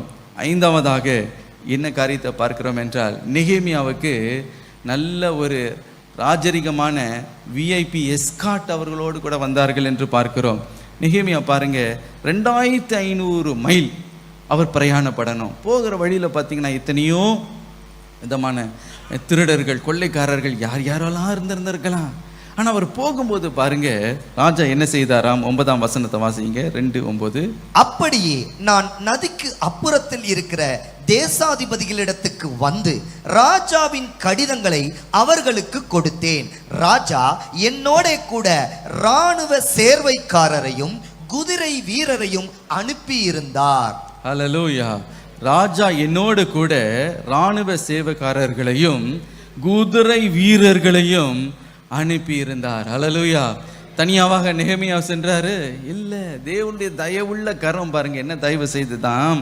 கேட்காமலேயே நெகேமியா எருசலேமுக்கு செல்லும் பொழுது ராஜாவை போல, விஐபியை போல, பந்தகோஸ்தோடு கூட பாருங்க, அவர் என்னது எல்லா ஆர்மி ஆஃபீஸரோடு, குதிரை படையோடு, யுத்த வீரர்களோடு கூட எருசலேமுக்கு அவர் சென்றார் என்று நாம் பார்க்கிறோம். ஹல்லேலூயா. இதெல்லாம் யாருக்கு கிடைத்ததாம்? ஒரு சாதாரண பான பாத்திரக்காரனாகிய இந்த நெகேமியாவுக்கு இவ்வளவு பெரிய மேன்மை, இவ்வளோ பெரிய ஒரு கணம், இவ்வளோ பெரிய ஒரு பாதுகாவல், ஒரு பெரிய ஒரு டெலிகேட், ஒரு பெரிய ஒரு மினிஸ்டர் வருகிறது போன்ற ஒரு வரவேற்பு என்றால் அது எப்படி ஆயிற்று? இதுதான் தேவனுடைய தயவுள்ள கரம். ஹல்லேலூயா, ஹல்லேலூயா. அதுதான் கர்த்தர் சொல்லுகிறார் சங்கீதம் 91 அதிகாரம் 11 வசனத்தில், உன் வழிகளில் எல்லாம் உன்னை காக்கும்படி உனக்காக தம்முடைய தூதர்களை அவர் கட்டளையிடுவார். ஹல்லேலூயா. தேவன் உங்களை அனுப்பும் போது நீங்க தனியா போக போவதில்லை. தேவனுடைய தயவுள்ள கரம் உங்களோடு கூட வருகிறபடினாலே அவருடைய தூதர்கள் உங்களோடு கூட வருவார்கள். ஹல்லேலூயா. ஒரு விசை பாருங்க, எலிசா தன்னுடைய வேலைக்காரனை பார்த்து சொன்னாராம், ஐயோ பெரிய சேனையே நம்மை சுற்றி கொண்டு இருக்கிறது, என்ன பண்ண போகிறோம், நம்ம 2 பேர் தனியா இருக்கிறோம் அப்படின்னு புலம்பினார். ஆனா எலிசா ஒரு ஜெபத்தை செய்தார் பாருங்க. இந்த எலிசாவுடைய வேலைக்காரனுடைய கண்கள் திறந்த பொழுது அக்கினி மதனமான ரதங்களும் குதிரைகளும் அவளை சூழ இருக்கிறதை அவர்கள் கண்டார்கள். ஹல்லேலூயா. நீங்க தனியா இருக்கிறீங்க, நான் சாதாரண பான பாத்திரக்காரன், நான் சாதாரண டீச்சர், நான் சாதாரண ஒரு ஆஃபீஸில் வேலை செய்கிறவன், நான்லாம் என்ன செய்ய முடியும் என்று நீங்க எண்ணிவிட வேண்டாம். எப்பொழுது பாரத்தோடு கூட, ஆண்டவரே இந்த காரியத்தில், ஆண்டவரே என் ஜனத்திற்காக நான் பாரப்படுகிறேன்ப்பா, ஒரு எழுப்புதல் உண்டாக ஆண்டவரே, எங்களுடைய பகுதி சந்திக்கப்பட ஆண்டவரே, எந்த காரியத்திற்காக நீங்கள் பாரத்தோடு நீங்கள் ஜெபிக்கிறீர்களோ, உபவாசித்து ஜெபிக்கிறீர்களோ, மன்றாடி ஜெபிக்கிறீர்களோ, கர்த்தருடைய தயவுள்ள கரம் உங்களுடைய வாழ்க்கையில செயல்படுகிறதை நீங்கள் பார்ப்பீர்கள். ஹல்லேலூயா. எல்லா விதமான காரியத்தையும் உங்களுக்கு அனுகூலமாக அவருடைய கரம் செய்து கொண்டே இருக்கிறதை நீங்கள் பார்க்க போகிறீர்கள். ஹல்லேலூயா. ஆகவே நெகேமியாவுக்கு அந்த அலங்கத்தை கட்டுவதற்கு இவ்வளவு தயவு அவனுக்கு தேவைப்பட்டது. இரண்டாவதாக அவன் ஜனங்களுடைய தயவும், யூதா ஜனங்களுடைய தயவும் அவனுக்கு அவசியமாக இருந்ததாம். நெகேமியா 2 அதிகாரம் 18 வசனம், என் தேவனுடைய கரம் என் மேல் நன்மையாக இருக்கிறதையும் ராஜா என்னோட சொன்ன வார்த்தைகளையும் அவர்களுக்கு அறிவித்தேன். அப்பொழுது அவர்கள் எழுந்து கட்டுவோம் வாருங்கள் என்று சொல்லி அந்த நல்ல வேலைக்கு தங்கள் கைகளை திடப்படுத்தினார்கள். ஹல்லேலூயா. இங்கே நாம் பார்க்கிறோம், அந்த நல்ல வேலைக்கு தங்கள் கரத்தை திடப்படுத்தி கொண்டார்கள். மாத்திரமல்ல, அவர்கள் சொன்னார்கள், எழுந்து கட்டுவோம் வாருங்கள் என்று. பாருங்க, நெகேமியா சொல்லுகிறார், அலங்கத்தை நாம் கட்டுவோம். உடனே அவங்க சொல்லுகிறார், எழுந்து கட்டுவோம் வாருங்கள் என்று. இந்த தயவு எப்படி அவருக்கு வந்தது? 3 காரணத்தினாலே தான் நெகேமியாவுக்கு பாருங்க, யூதா ஜனங்களுடைய கண்களிலே தயவு உண்டாயிற்று என்று நாம் பார்க்கிறோம். அதற்கு முதல் முக்கிய காரணம் என்னவென்றால், அவன் காத்திருந்தான், கர்த்தருடைய நேரத்துக்கு அவன் காத்திருந்தான் என்று நாம் பார்க்கிறோம். நெகேமியா 11 அதிகாரம் 11, நெகேமியா 2 அதிகாரம் 11, 12 வசனங்கள். நான் எருசலேமுக்கு வந்து அங்கே 3 நாள் இருந்த பின்பு நான் சில மனுஷரை கூட்டிக் கொண்டு ராத்திரியில் எழுந்து நகர சோதனை செய்தேன். ஆனாலும் எருசலேமுக்காக செய்யும்படி என் தேவன் என் மனதிலே வைத்ததை நான் ஒருவருக்கும் அறிவிக்கவில்லை. நான் ஏறிப்போன மிருகமே அல்லாமல் வேறொரு மிருகமும் என்னோடு இருந்தது இல்லை. இங்கே நெகேமியா பாருங்க, யூதா தேசத்துக்கு வந்திருக்கிறார், எருசலேமுக்கு அவர் வந்திருக்கிறார். வந்த உடனே வேலையை ஆரம்பித்து விடுவோம் என்று அவர் ஒண்ணுமே சொல்லலையா. வந்த உடனே 3 நாட்கள் அவர் அமைதியாய் அவர் காத்திருந்தார். ஹல்லேலூயா. அவர் பெரிய ஒரு நோக்கத்தோடு திட்டத்தோடு வந்திருந்தாலும் கர்த்தருடைய சரியான குறித்த நேரம் வெளிப்படுகிற வரைக்கும் அவர் அமைதியாய் 3 நாட்கள் காத்திருந்தார்.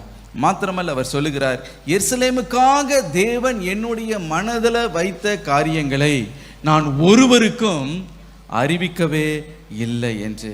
அப்படி என்றால் தனக்குள்ளே அந்த கர்த்தர் வைத்திருக்கிற திட்டத்தை அந்த குறித்த காலத்தில் தேவன் நிறைவேற்றுகிற வரைக்கும் அந்த காரியங்களை மனதில் கர்த்தர் என்னென்ன காரியங்களை வைத்திருந்தாரோ ஒருவருக்கும் அவர் அறியாவியாம அதை சொல்லாமல் அவர் அமைதியாய் இருந்தார் என்று நாம் பார்க்கிறோம். ஆம் பிரியமானவர்களே, தேவனுடைய தயவுள்ள கரம் நம்மோடு கூட இருக்க வேண்டும் என்றால் நம்முடைய பட்சத்தில் நாம் செய்ய வேண்டிய ஒரு காரியம் என்னவென்றால், கர்த்தர் என்ன காரியத்தை உங்களுக்கு மனதிலே அவர் வெளிப்படுத்தி உங்களுடைய இருதயத்திலே அவர் வைத்திருக்கிறாரோ அந்த குறித்த காலம் நிறைவேறுகிற மட்டும் நாம் மௌனமாய் அமைதியாய் அவருக்காக காத்திருக்க வேண்டும். ஹல்லேலூயா. சில நேரத்தில் ஆண்டவர் ஏதோ ஒரு காரியத்தை இருதயத்தில் வைத்த உடனே எல்லார இடத்துலையும் போய் நீங்கள் என்ன பண்ணிடக்கூடாது, அதை அறிவித்து விடக்கூடாது. இந்த திட்டத்தை கொடுத்திருக்கிறார், இந்த தரிசனத்தை எனக்கு கொடுத்திருக்கு. ஒருவர் உங்களுடைய ஊழியத்தை குறித்த காரியமாக இருக்கலாம், அல்லது உங்களுடைய தனிப்பட்ட வாழ்க்கையின் காரியமாக இருக்கலாம், உங்களுடைய பிள்ளைகளுடைய விஷயமாக இருக்கலாம், அல்லது நீங்கள் ஆண்டவர் உங்களுக்கு கொடுத்த ஒரு குறிப்பிட்ட ஒரு திட்டமாக இருக்கலாம். அது என்னவா இருந்தாலும் தேவன் உங்களுடைய மனதில் வைத்த காரியத்தை உங்களுக்குள்ளே வைத்து காத்திருங்கள். ஹல்லேலூயா. காத்திருங்கள். ஏனென்றால் காத்திராமல் சில பேர் என்ன செய்கிறார்கள் என்றால் எல்லார இடத்துலையும் போய் சொல்லி, அப்படி சொல்லும் பொழுது என்னன்னா தேவனுடைய தயவுள்ள கரமுடைய வாழ்க்கையில செயல்படுகிறது தடைப்பட்டு போகும். நீதிமொழிகள் 11ஆம் அதிகாரம் 13ஆம் வசனத்தில் புறங்கூறி திரிகிறவன் ரகசியத்தை வெளிப்படுத்துகிறான், ஆவியில் உண்மையுள்ளவனோ காரியத்தை அடக்குகிறான். புறங்கூறி திரிகிறவன் ரகசியத்தை வெளிப்படுத்துகிறான், ஆவியில் உண்மை உள்ளவனோ காரியத்தை அடக்குறான். ஹல்லேலூயா. ஆண்டவர் என்ன பாரத்தை உங்களுடைய இருதயத்தில் கொடுத்திருந்தாலும், ஒருவேளை ஒரு ரகசியமான காரியத்தை உங்களுடைய இருதயத்தில் வைத்திருக்கலாம், ஒரு தரிசனத்தை வைத்திருக்கலாம், அது என்னவா இருந்தாலும் பாருங்க, அது உங்களுக்குள்ளே அதை வைத்து காத்திருங்கள். ஹல்லேலூயா. உண்மை உள்ள மனிதன் காரியத்தை ரகசியத்தை அவன் தனக்குள்ளே அவன் வைத்திருக்கிறான் என்று நாம் பார்க்கிறோம். இயேசுவின் தாயை பாருங்களேன், அவர்களுக்கு தேவதூதன் தோன்றி பல காரியங்களை அறிவிக்கிறார். தேவாதி தேவன் தேவகுமாரன் உன்னுடைய கர்ப்பத்திலிருந்து அவர் தோன்ற போகிறார், பெரிய இரட்சகரே உன்னிலிருந்து உண்டாகி வெளிப்பட போகிறார் என்ற ஒரு பெரிய வெளிப்பாடு அவர்களுக்கு கொடுக்கப்படுகிறது. ஆனால் பாருங்க, மரியாள் அதை பெற்றுக்கொண்ட உடனே பக்கத்து வீட்டுக்காரங்க எதிர் வீட்டுக்காரங்க எல்லார் இடத்துலையும் உனக்கு தெரியுமா நான் பெரிய ஆளாக போகிறேனாக்கும் அப்படின்னு எல்லார் இடத்துலையும் போய் எல்லா காரியத்தையும் சொல்லவில்லை. வேதம் என்ன சொல்லுகிறது பாருங்க. லூக்கா 2ஆம் அதிகாரம் 19ஆம் வசனத்தில், மரியாளோ அந்த சந்ததிகளை எல்லாம் தன் இருதயத்திலேயே வைத்து சிந்தனை பண்ணினாள். ஹல்லேலூயா. எல்லாவற்றையும் இருதயத்தில் வைத்து சிந்தனை பண்ணி கொண்டு இருந்தார்களாம். அந்த குறித்த காலம் மட்டும் அமைதியாய் அவர்கள் காத்திருந்தார்கள் என்று. நெகேமியாவும் அப்படிதான். எருசலேமுக்கு அவர் வந்திருந்தாலும் 3 நாட்கள் அமைதியாய் இருந்தார். தேவன் தன்னுடைய மனதில் எருசலேமுக்கு செய்ய வேண்டிய காரியங்களை ஒருவருக்கும் அவர் அறிவியாமல் 3 நாள் அவர் அமைதியாய் காத்திருந்தார் என்று நாம் பார்க்கிறோம். ஆம் பிரியமானவர்களே, நம்முடைய வாழ்க்கையில் காத்திருத்தல் என்ற ஒரு நேரம் இருக்கிறது. கர்த்தருடைய தயவுள்ள கரம் பூர்ணமாய் செயல்பட்டு எல்லாவற்றையும் கைகூடி வரும்படி அனுகூலமாய் மாற்றி காரியத்தை நிறைவேற்ற வேண்டும் என்றால் மௌனமாய் இருக்க வேண்டிய ஒரு காலம் உண்டு. ஒரு பிரதர் ஒருவர் உண்டு பாருங்க, அவருக்கு துபாய் தேசத்துக்கு போகிறதுக்கு ஒரு வாய்ப்பு, அந்த ஒரு அப்பாயின்மெண்ட் லெட்டர் கொடுக்கப்பட்டிருந்தது. ஆனால் கன்ஃபர்மேஷன் வரலை, நீங்கள் இந்த குறிப்பிட்ட மாதத்தில் நீங்கள் வரலாம் என்று. அவருக்கு ரொம்ப மகிழ்ச்சி. ஆனால் அவங்க சொன்னாங்க இன்னும் நாங்கள் கன்ஃபார்ம் பண்ணலை என்று. ஆனால் அது வந்தது தான் தாமதம், அதை அவரால் அடக்கி கொள்ளவே முடியல. யாரெல்லாம் பார்க்குறாரோ உடனே சொல்லுவார், இன்னும் அடுத்த 3 மாதம் என்ன பார்க்க மாட்டீங்க அப்படின்பார். ஏங்கன்னு கேட்டால், நான் துபாய் போகிறேன் தெரியுமா அப்படின்றவார். உடனே முடி வெட்டுறக்காரன் இருப்பான், முடி வெட்டுவான். இன்றைக்கி முடி வெட்டுறேன், இன்னும் கொஞ்சம் நாளில் நீங்கள் எனக்கு முடி வெட்ட மாட்டீங்க. ஏன்யா அப்படின்னு கேட்டால், தெரியாதா நான் துபாய் போகிறேன் அப்படின்பார். இப்படி துபாய் போகிறேன்னு அங்கே எல்லார் இடத்துலையும் சொல்லி சொல்லி சொல்லி இது எப்படியோ அவருடைய அந்த பாஸுடைய காதில், எஜமானுடைய காதில் எட்டிட்டு, இவர் துபாய் போகிறேன்னு அவர் கேள்விப்பட்டு அவர் ஒன்று பார்த்தார். ஐயோ இவன் டப்புன்னு சொல்லாமல் கொள்ளாமல் எல்லாத்தையும் போட்டுட்டு துபாய் ஓடிடுவான் போல இருக்கு அப்படின்னு சொல்லி இன்னொரு ஆளை அவர் தயார் பண்ணி வச்சிட்டாரு. இப்போ என்ன ஆச்சுன்னா, துபாய் போகிறேன் ஊரெல்லாம் சொல்லி கடைசியில் பார்த்தீங்கன்னா அங்கேருந்து ஒன்றும் வரலை. இப்போது அந்த இவரும் கேட்குறாரு, பாசன் சொன்னார், எப்பா நீ துபாய் போகிறேன்னு கேள்விப்பட்டியா? அதுவா? அது சார் நான் போகல, அது கன்ஃபார்ம் ஆகலை. பரவாயில்ல, வந்துச்சுன்னா நீ எப்போ வேணால் என்ன பண்ணிடுவ, வேலையை விட்டு போயிடுவேன், ஆனால் நீ இப்போவே போயிரு சொல்லி அவர் அனுப்பி வேறு ஆளை வந்து அங்கே அந்த இடத்துல ஸ்தானத்தில் அமைத்து விட்டார்கள். பாருங்கள், பார்க்குறவங்களாம் கேட்குறாங்க, என்னப்பா துபாய் போகிறேன்னா இப்போ இங்கேயே சுற்றிக்கிட்டு இருக்கிறியே அப்படின்னு. எனக்கு பிரியமானவர்களே, இதுதான் இருதயத்தில் கர்த்தர் என்ன காரியத்தை வைத்திருந்தாலும், என்ன காரியத்தை செய்ய போகிறாரோ அதுக்கு முன்பதாகவே சிலருடைய வாய் இருக்கு பாருங்க, எல்லார் இடத்துலையும் எல்லாத்தையும் சொல்லி அது ஒரு பெரிய, அதை ஒரு பெருமை பாராட்டி ஒரு பெரிய அது என்ன ஆகுதுன்னா, கர்த்தருடைய தயவுள்ள கரம் பரிபூர்ணமாக அவங்களுடைய வாழ்க்கையில் கிரியை செய்வதை அது தடுத்து விடுகிறது. ஒரு குடும்பத்தில் பாருங்கள், ஒரு பெரிய வர்ஷிப் லீடர் ஒருவர் என்ன பண்ணாருன்னா, அவங்க வீட்டுக்கு சாப்பிட்றதுக்கு வந்தார். சாப்பிட்டுக்கு வரும் பொழுது அவங்க தாயோடு அவங்க தாயோடு அந்த வீட்டிற்கு சென்றிருக்கிறார்கள். சும்மா தற்செயலாக அவங்களுடைய பிள்ளையை குறித்து கொஞ்சம் விசாரித்தாங்க. உங்கள் மகன் என்ன பண்ணுறா? உடனே இந்த அம்மா நினச்சிக்கிட்டாங்க, ஓஹோ என் பொண்ணை இந்த வர்ஷிப் லீடருக்கு தான் என்ன பண்ண போகிறாங்க, கட்டி வைக்க போகிறாங்க. அதுதான் ரொம்ப இன்ட்ரெஸ்டடாக கேட்குறாங்க போல இருக்குது. அப்போ என்ன பண்ணியிருக்கணும், மனதில் வச்சு என்ன பண்ணியிருக்கணும், ஜெபம் பண்ணியிருந்திருக்கணும். உடனே எல்லாருக்கிட்டேயும் போய், இவர் இருக்காராக்கும், அவர் என் மகளை தான் கல்யாணம் கட்ட போகிறாராக்கும், என் மகளை தான் கல்யாணம் கட்ட போகிறாராக்கும். அதுக்குள்ளே எல்லாருக்கிட்டையும் சொல்லி எல்லாத்தையும் பரப்பி ஒரு நாள் என்ன ஆச்சுன்னா, அந்த வர்ஷிப் லீடருக்கு என்கேஜ்மெண்ட் ஆயிடுச்சுன்னு ஒரு என்னாச்சு நியூஸ் இப்போ தான் வருது. வந்த உடனே இந்த அம்மாவுக்கு முகத்தை எங்கே போய் வைத்து கொள்வதுன்னு தெரியல. எல்லாம் கேட்குறாங்க, என்னாச்சுங்க, நீங்கள் தான் சொன்னீங்க, உங்களுக்கு உங்கள் மகளுக்கு தான் நீங்கள், என்னாச்சு அப்படின்றாங்க. ரொம்ப அவங்களுக்கு தலை குனிவாய் மாறி போனது. எனக்கு பிரியமானவர்களே, அதே போல் பாருங்க, கர்த்தருடைய மனதில் என்ன காரியத்தை வைக்கிறாரோ அந்த குறித்த காலத்தில் நிறைவேற்றுகிற வரைக்கும், நெகேமியாவை போல 3 நாட்கள் அவன் அமைதியாக இருந்தது போல, உங்களுடைய குறித்த காலத்தில் தேவன் நிறைவேற்றும் மட்டும் நாம் மௌனமாக இருக்கும் பொழுது தேவனுடைய தயவுள்ள கரம் நம் வாழ்க்கையில் பரிபூர்ணமாய் வெளிப்படுகிறதை நாம் பார்க்க முடியும். ஹல்லேலூயா.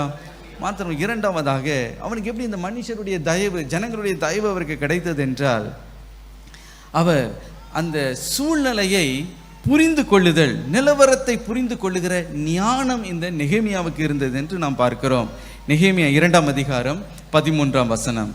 நான் அன்று ராத்திரி பள்ளத்தாக்கின் வாசல் வழியாய் புறப்பட்டு வலுசர்ப துறவை கடந்து குப்பை மேட்டு வாசலுக்கு வந்து எருசலேமில் இடிந்து போன அலங்கத்தையும் அக்கினியால் சுட்டெரிக்கப்பட்ட அதன் வாசல்களையும் பார்வையிட்டேன்.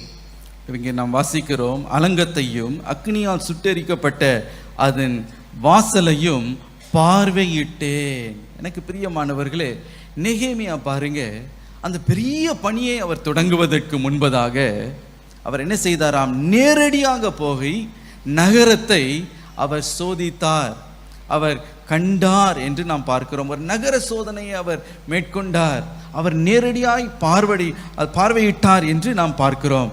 எனக்கு பிரியமானவர்களே, நெகேமியாவுக்கு ஏற்கனவே சொல்லியிருந்திருப்பார்கள், இந்த அலங்கை இங்கெங்கே இடிக்கப்பட்டு இருக்கிறது, எத்தனையோ அந்த ரிப்போர்ட் எல்லாம் அவருக்கு கொடுக்கப்பட்டு இருந்திருக்கும்.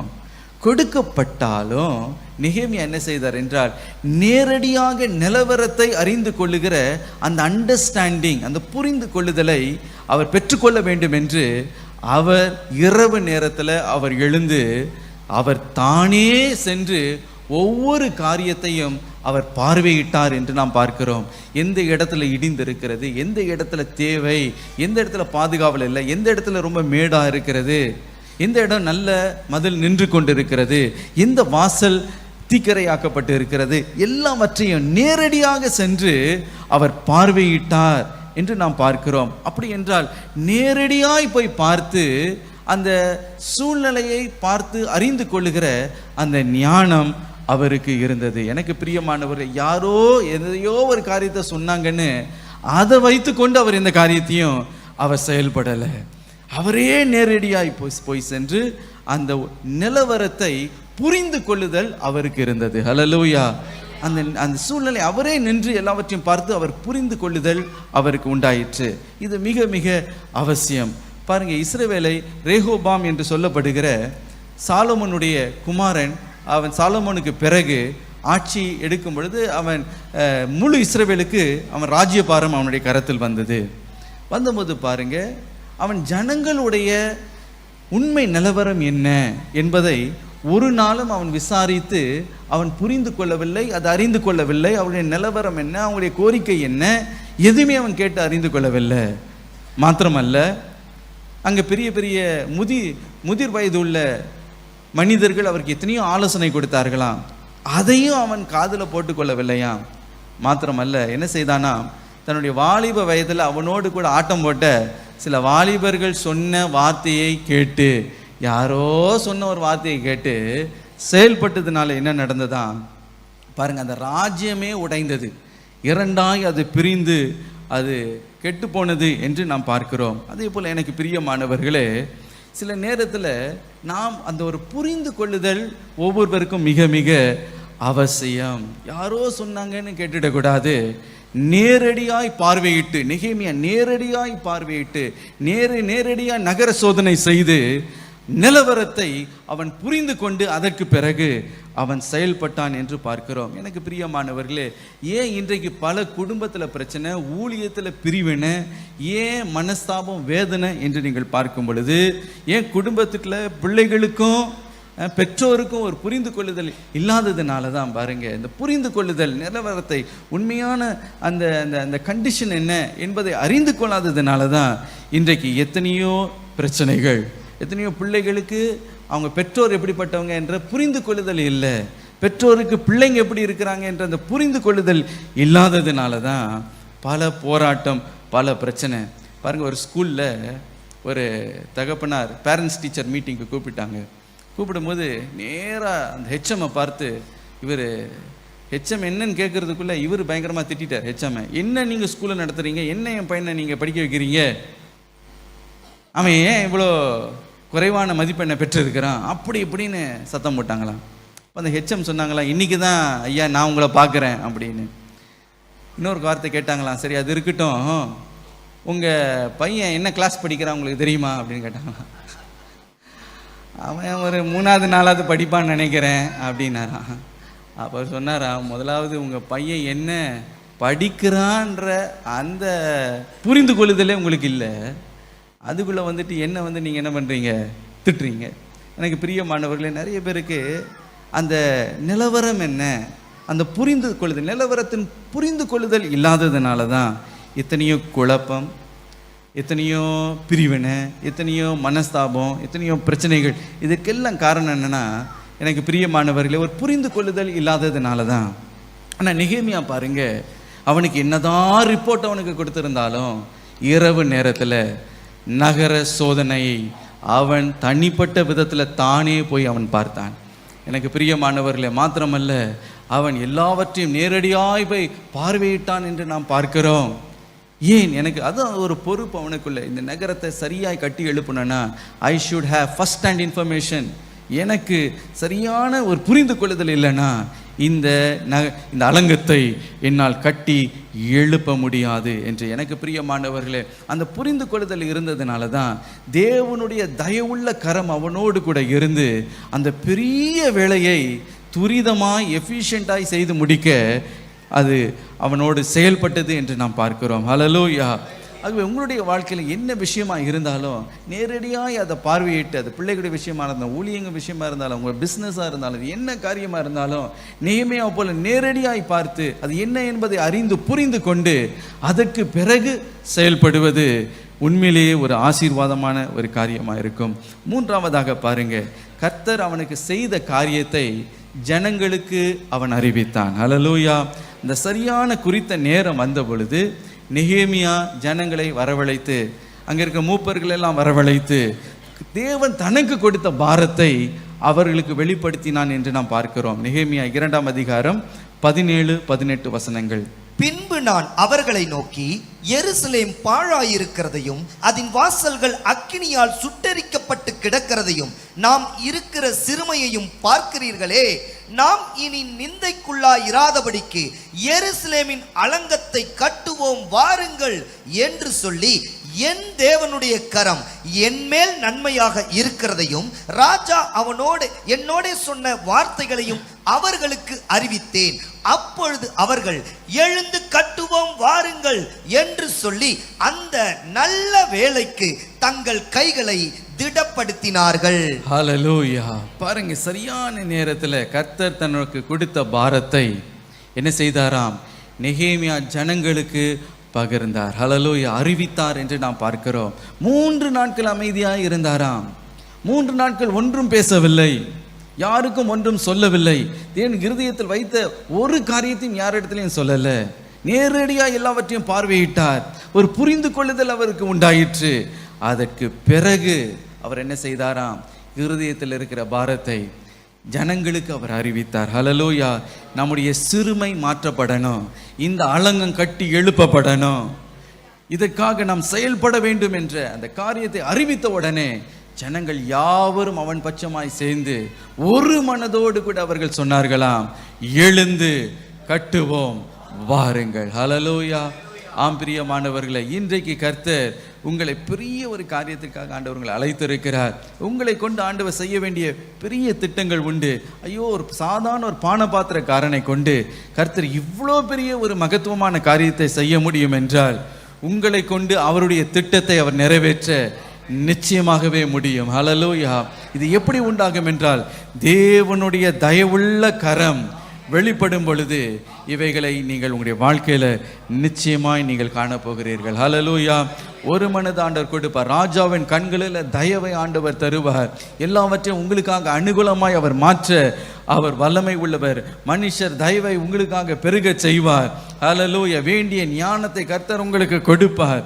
ஆம் பிரியமானவர்களே, நீங்கள் அந்த காரியத்தை, மகத்துவமான காரியத்தை நிறைவேற்ற கர்த்தர் உங்களுக்காக காரியங்களை நடப்பிக்க அவர் வல்லமை உள்ளவர். ஹல்லேலூயா.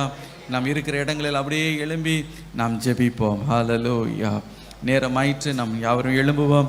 இப்பொழுது நாம் ஜெபிக்க போகிறோம். கர்த்தரை நோக்கி பார்த்து கேளுங்க. ஆண்டவரே, அந்த தயவுள்ள கரம் என் மேலே இறங்கட்டும் ஆண்டவரே. ஹல்லேலூயா. இன்றைக்கு நெகேமியா போல உங்களுக்கு பாரம் இருக்கிறதா? பாரம் இல்லைன்னா கர்த்தர் உங்களை பயன்படுத்தவே முடியாது. என்றைக்கு உங்களுடைய இருதயத்திற்குள்ள ஆண்டவரை என்ன பயன்படுத்துங்க, ஆண்டவரை என்னை கொண்டு என்ன காரியத்தை செய்ய நீர் நினைத்திருக்கிறீரோ, திட்டமிட்டு இருக்கிறீரோ, அதை நிறைவேறணுமே ஆண்டவரே.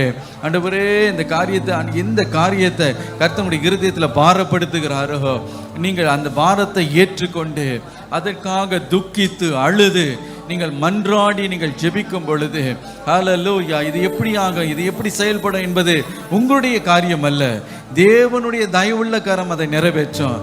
ஆனால் இப்பொழுது நீங்கள் அர்ப்பணித்து, ஆண்டவரே நான் ஒப்பு கொடுக்கிறேன், இந்த காரியத்திற்காக ஒப்பு கொடுக்கிறேன், தேசத்தின் எழுப்புதலுக்காக நான் ஒப்பு கொடுக்கிறேன் ஆண்டவரே. ஆண்டவர் திரளான ஜனங்கள் ரட்சிக்கப்படுவதற்கு என்னை ஒப்பு கொடுக்கிறேன் அப்பா. ஆண்டவரே, உம்முடைய கரத்தில் ஆண்டவரே கருவியாய் பயன்படுத்தப்படுவதற்கு என்னை ஒப்பு கொடுக்கிறேன் ஆண்டவரே. ஆவியின் வரங்களை பெற்றுக்கொள்வதற்கு என்னை நான் ஒப்பு கொடுக்கிறேன். என்ன காரியங்களாக இருந்தாலோ இப்பொழுது நெகேமியாவை போல ஹல்லேலூயா, இன்றைக்கு உங்களுடைய இருதயத்தில் ஒரு துக்கம் உண்டாகணும் ஆண்டவரே. ஒரு துக்கம் எனக்குள்ள உண்டாகணும் ஆண்டவரே. ஆண்டவரே, எனக்குள்ள ஒரு பாரம் உண்டாகணும்பா. கேளுங்க ஆண்டவரே, எனக்கு ஒரு பாரத்தை தாங்க ஆண்டவர். ஆவியானவர் அதை தருவார். நெகேமியாவுக்குள்ள அந்த பாரம் வந்தது. அவன் உட்கார்ந்து அழுதான் என்று நாம் பார்க்கிறோம். இன்றைக்கு ஹல்லேலூயா, நீங்கள் உட்கார்ந்து அழுகிறீர்களா? இன்றைக்கு மன்றாடி நீங்கள் ஜெபிக்கிறீர்கள். அப்படிப்பட்ட ஒரு பாரம் உங்களுக்கு உண்டா? ஹல்லேலூயா. அப்படிப்பட்ட பாரம் இருக்குமே ஆனால் உங்களால் சும்மா இருக்க முடியாது. நீங்கள் உபவாசித்து ஜெபிப்பீர்கள். நெகேமியா 30 நாட்களாக இடைவிடாமல் இரவும் பகலும் அவன் ஜெபித்தான் என்று நாம் பார்க்கிறோம். ஹல்லேலூயா. ஜெபத்தை கேட்கிற தேவன் அவருடைய ஜெபத்தை அவர் கேட்டார். சாதாரண அந்த பாத்திரக்காரனை கர்த்தர் பயன்படுத்தி ஹல்லேலூயா எருசலேமின் அலங்கத்தை 52 நாட்களுக்குள்ளே கட்டி எழுப்ப அவனுக்கு அனுகிரகத்தை கர்த்தர் செய்தாரே. ஹல்லேலூயா. எந்த மனுஷனையும் ஹல்லேலூயா பயன்படுத்த அவருடைய கரத்தாலே ஆகும். எந்த மனுஷனையும் பலப்படுத்த அவராலே ஆகும். ஹல்லேலூயா. ஒருவரும் அற்பமானவர்கள் அல்ல. இன்றைக்கு ஒரு அற்பமாய் நீ எண்ணப்படலாம். ஐயோ, எனக்கு ஒன்றும் தெரியாது என்று நீ சொல்லிக் கொண்டு இருக்கலாம். வேண்டியது ஒரே ஒரு காரியம்தான். கர்த்தருடைய பாதத்துல மன்றாடி ஜெபிக்க தொடங்குவாய் என்றால் ராஜ்யங்கள் உனக்காக திறக்கப்பட போகிறது. ஹல்லேலூயா. உனக்காக வாசல்கள் திறக்கப்படுகிறதை நீ பார்ப்பாய். ஹல்லேலூயா. காரியங்கள் அனுகூலமாய் உனக்கு மாறுகிறதை நீ காண்பாய். ராஜாக்கள் உன்னை பார்த்து அவர்கள் கேட்ப நான் உனக்கு என்ன செய்யட்டும் என்று கேட்கும்படி ஹல்லேலூயா அப்படிப்பட்ட தயவை கர்த்தர் உனக்கு செய்ய வல்லமை உள்ளவர். கர்த்தர் பெரியவர். அவருடைய திட்டங்கள் பெரிய திட்டங்கள். ஹல்லேலூயா. நீ இன்றைக்கு அர்ப்பணிப்பாய் என்றால் ஹல்லேலூயா மகத்துவமான காரியங்களை நீ காண போகிறாய். எட்டாத காரியங்களை, நீ எண்ணாத காரியங்களை, நீ யோசித்து பாராத காரியங்களை கர்த்தர் அதை வாய்க்க செய்ய வல்லமை உள்ளவராய் இருக்கிறார். ஹல்லேலூயா. ராஜாவின் இருதயம் தேவனுடைய கரத்தில் ஹல்லேலூயா நீர்க்கால்களை போல இருக்கிறது. அவர் தம்முடைய சித்தத்தின்படி அதை திருப்புகிறார். தம்முடைய சித்தத்தின்படி திருப்புகிறார். அவருடைய திட்டத்தை நிறைவேற்றும்படி அதை திருப்புகிறார். ஹல்லேலூயா. ஹல்லேலூயா. உனக்காக வாய்ப்பின் கதவுகள் திறக்குகிறது. உனக்காக கர்த்தர் செயல்படுகிறதை நீ காண போகிறாய். ஆச்சரியமான காரியங்கள் நடைபெறுகிறதை நீ பார்க்க போகிறாய். ஹல்லேலூயா. உனக்கு அதிகாரம் உன்னுடைய கரத்துல கொடுக்கப்பட போகிறது. உனக்காக ஆளுகை காத்து கொண்டு இருக்கிறது. மேன்மைகள் காத்து கொண்டு இருக்கிறது. நீ கர்த்தருக்கு அர்ப்பணிப்பாய் என்றால் ஹல்லேலூயா அவருடைய பாதுகாவலை உனக்கு அவர் கொடுக்க போகிறார். அவருடைய தேவ தூதர்களை உனக்கு கட்டளையிட அவர் ஆயத்தமாய் இருக்கிறார். முழு பரலோக சேனையும் உன்னோடு கூட நிற்க ஆயத்தமாய் இருக்கிறது. ஹல்லேலூயா. இன்றைக்கு நீ அர்ப்பணிப்பாயா? தேவன் ஒருவருக்கும் பட்சபாதம் உள்ள தேவன் அல்ல. யாரா இருந்தாலும் ஆண்டவரே என்னை பயன்படுத்துங்க என்று நீ ஒப்பு கொடுக்கும் பொழுது அவருடைய பாரத்தை உன்னுடைய பாரமாய் மாற்றும் பொழுது நீதான் அந்த நெகேமியாவாய் மாறுகிறாய். You are that Nehemiah that God wants. Hallelujah. ராஜாக்கள் முன்பதாக நிற்கவும் பெரிய காரியங்களை செய்யவும் கர்த்தர் உன்னை தான் பயன்படுத்த போகிறார். வீமா லஹ தூரே மே ஷஹதனம வீமே நேஹே தேனே மே லேஹே தேனே மே வீமே லஹ தூனே மே ஷஹதன தரம அனுகூலமான காரியங்களை கர்த்தர் உனக்காக செய்கிறதை நீ பார்க்க போகிறாய். ஹல்லேலூயா. பொக்கிஷ சாலை உனக்காக திறக்கப்படும். உன்னுடைய ஒவ்வொரு தேவைகளை சந்திக்கப்படும். ஹல்லேலூயா. ராஜாவைகளை கட்டளையிடுகிறபடியினாலே அவைகள் உனக்கு நடைபெற போகிறது. தேவனுடைய தயவுள்ள கரம் இப்பொழுது உன் மீது இப்பொழுது வெளிப்பட போகிறது. ராஜாவைகளை உனக்காக கட்டளையிடுகிறார். ராஜாதி ராஜா கட்டளையிடுகிறார். உனக்காக கட்டளையிடுவார். ஹல்லேலூயா. உன்னை ஒருவனும் எதிர்க்க முடியாது. ஹல்லேலூயா. சத்துரு எழுதித்து வந்தாலும் அவன் வெக்கப்பட்டு போகும்படி கர்த்தர் உன்னோடு கூட இருந்து செயல்படுவார். ஆம்பிரியமான இன்றைக்கு கர்த்தரை பார்த்து கேளுங்க. ஆண்டவர் அந்த நெகேமியாவை என்னை மாற்றுங்க ஆண்டவரே. உம்முடைய பரலோக திட்டம் எனக்குள்ளே செயல்படட்டும் அப்பா. என்னை நான் அர்ப்பணிக்கிறேன். என்னை நான் ஒப்பு கொடுக்கிறேன். ஹல்லேலூயா. இதோ தேசம் உனக்கு முன்பதாக காத்து கொண்டிருக்கிறது. ராஜ்யங்கள் உனக்கு முன்பதாக காத்து கொண்டிருக்கிறது. ஹல்லேலூயா. கண்களை ஏறெடுத்து பார். அறுவடை மிகுதி, வேலை ஆட்களை கொஞ்சம் என்று இயேசு துரிதப்படுத்துகிறார். ஹல்லேலூயா. கடைசி காலத்தில் நீ இருக்கிறாய். இந்த கடைசி காலம் கொஞ்சம் என்பது அந்த காரியத்தை நீ அறிந்து கொள்ளுவாயாக.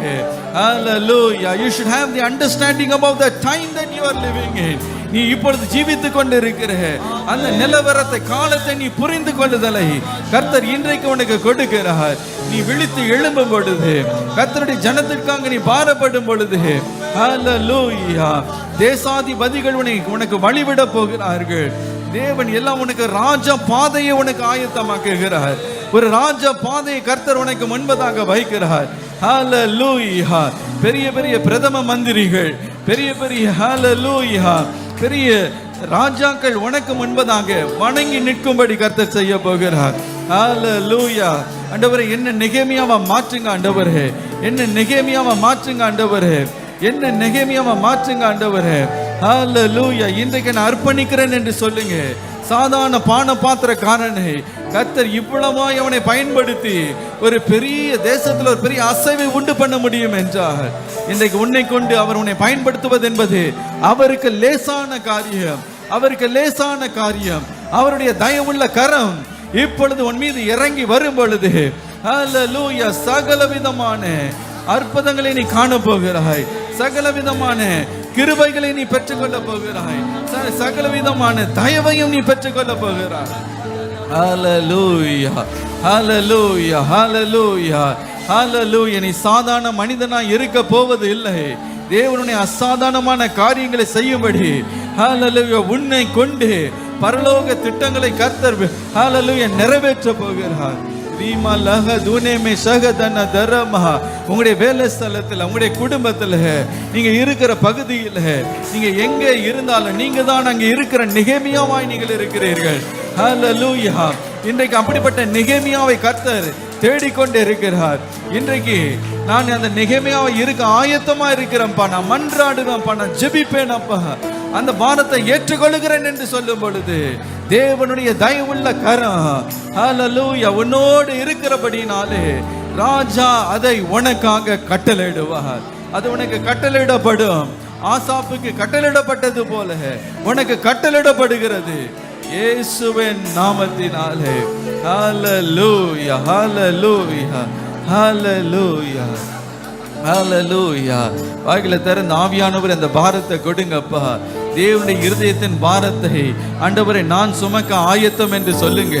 ரீமா லஹ தீரே ஷஹ தன தலமஹ ரீமே லேஹே தீனே மே ரீமா லஹ தனமஹ நேஹே மே நேஹே தீனே மே ஷதுலம லஹ துரே பெஹே நேஹே தேரே மே லேஹே தேரே பெஹே ஷேஹே தீனே மே ரீமா லஹ துரம ரஹ தரமஹ நஹதுனே மே லஹ தீனே மே ஷஹதன தரமஹ நேஹே தேனே மே லஹதன தரமஹ. தேவன் தமது திட்டங்களை உன்னுடைய மனதிலே இப்பொழுது வைக்கிறார். உடைய மனதிலே வைக்கிறார். அவர் செய்ய நினைத்திருக்கிற திட்டங்களை இப்பொழுது உடைய மனதிலே அவர் வைக்கிறார். ஹல்லேலூயா. பலருக்கு திட்டங்களை கர்த்தர் கொடுத்து கொண்டிருக்கிறார். தரிசனங்களை கர்த்தர் இப்பொழுது கொடுக்கிறார். ரீமா லஹதுனே மே ஷஹதன தரமஹ. காலம் சமீபித்து இருக்கிறபடியினாலே கர்த்தர் இப்பொழுது தீவிரமாய் செயல்படுகிற ஒரு காலத்துக்குள்ள நீ வந்திருக்கிறாய். நீமே ரேஹே தேனேமே.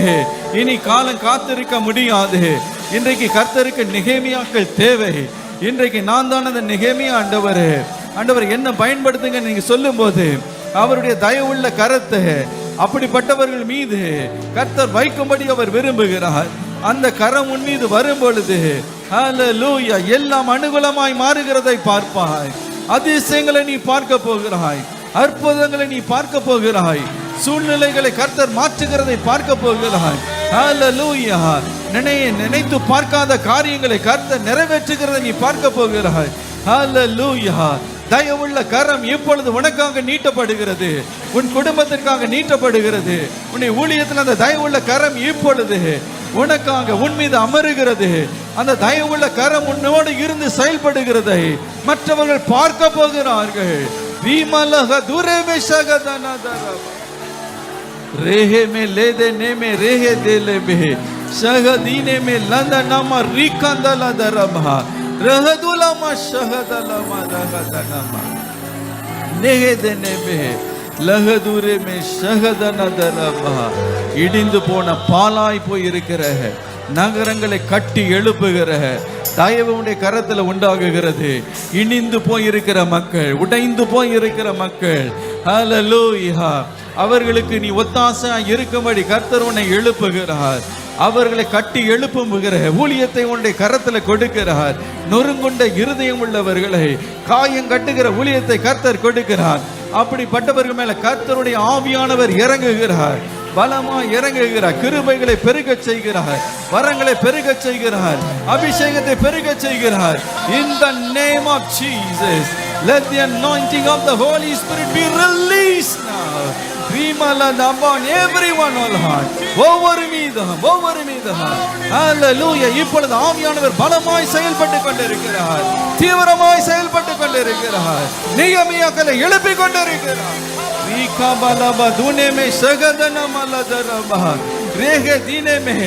மகனே நீ எனக்காக எழும்ப மாட்டாயா?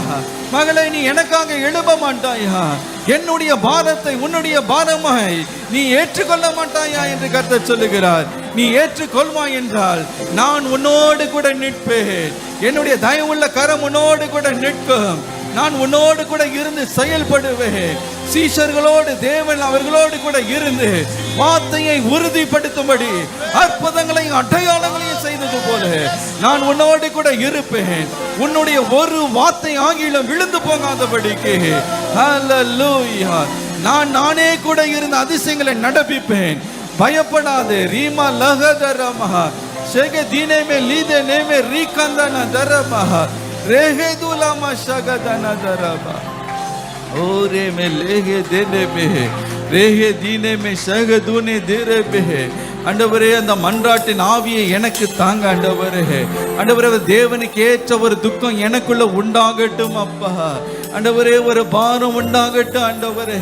நெகேமியா போல உட்கார்ந்து அழுது ஆண்டவரே, உபவாசித்து ஆண்டவரே, மன்றாடி பரலோக தேவனை நோக்கி ஆண்டவரே, எனக்கு இந்த ராஜ்யத்தை எனக்கு தந்தருளு ஆண்டவரே, இந்த தேசத்தை எனக்கு தந்தருளு ஆண்டவரே, இந்த என்னுடைய ஆண்டவரே நகரத்தை எனக்கு தந்தருளு ஆண்டவரே, இந்த குடும்பத்தை எனக்கு தந்தருளும் ஐயா. அவளை ஆதாயமாக்கி கொள்ளும்படி எனக்கு ஆண்டவரே அனுகிரகத்தை தாங்க ஆண்டவரே என்று கேளுங்க. ஹல்லேலூயா. தேவனுடைய தயவுள்ள கரம் எல்லாவற்றையும் உனக்கு நிறைவேற்றுகிறதை பார்ப்பார். அவர் உனக்காக யாவற்றையும் செய்து முடிப்பார். அவர் உன் தேவைகளை சந்திக்க போகிறார். அவர் ராஜாக்களுடைய இருதயத்தை மாற்ற போகிறார். அவர் உனக்காக பாதுகாவலை கட்டளையிட அவர் வல்லமை உள்ளவராய் இருக்கிறார். ஹல்லேலூயா. தேவனுடைய தயவுள்ள கரம் ஆண்டவரே என் மேல இறங்குகிறக்காய் நன்றி நன்றி நன்றி நன்றி. ஹல்லேலூயா. ஒரு வித்தியாசத்தை பார்க்க போறீங்க. ஒரு வித்தியாசத்தை ஆண்டவர் உண்டு பண்ண போகிறார். ஹல்லேலூயா. தகப்பனே, உமக்கு நன்றி செலுத்துகிறோம் அப்பா. ஹல்லேலூயா. இடிந்து போயிருக்கிற ஆண்டவரே எருசலேமை கட்டி எழுப்பவும், அதனுடைய வாசல்களை ஆண்டவரே நாங்கள் ஆண்டவரை கட்டி எழுப்பவும் ஆண்டவரே ஒரு பெரிய பொறுப்பை எங்களுக்கு தருகிறதுக்காக நன்றி ஆண்டவரே. அப்படிப்பட்ட நெகேமியாவாக எங்களை உருவாக்கி பயன்படுத்த போகிறதுக்காக ஆண்டவரே உமக்கு நன்றி செலுத்துகிறோம், நன்றி செலுத்துகிறோம். நீர் மகிமைப்படுவீராக. இயேசுவின் மூலம் ஜெபங்கள் நல்ல பிதாவே. ஆமென், ஆமென். God bless you.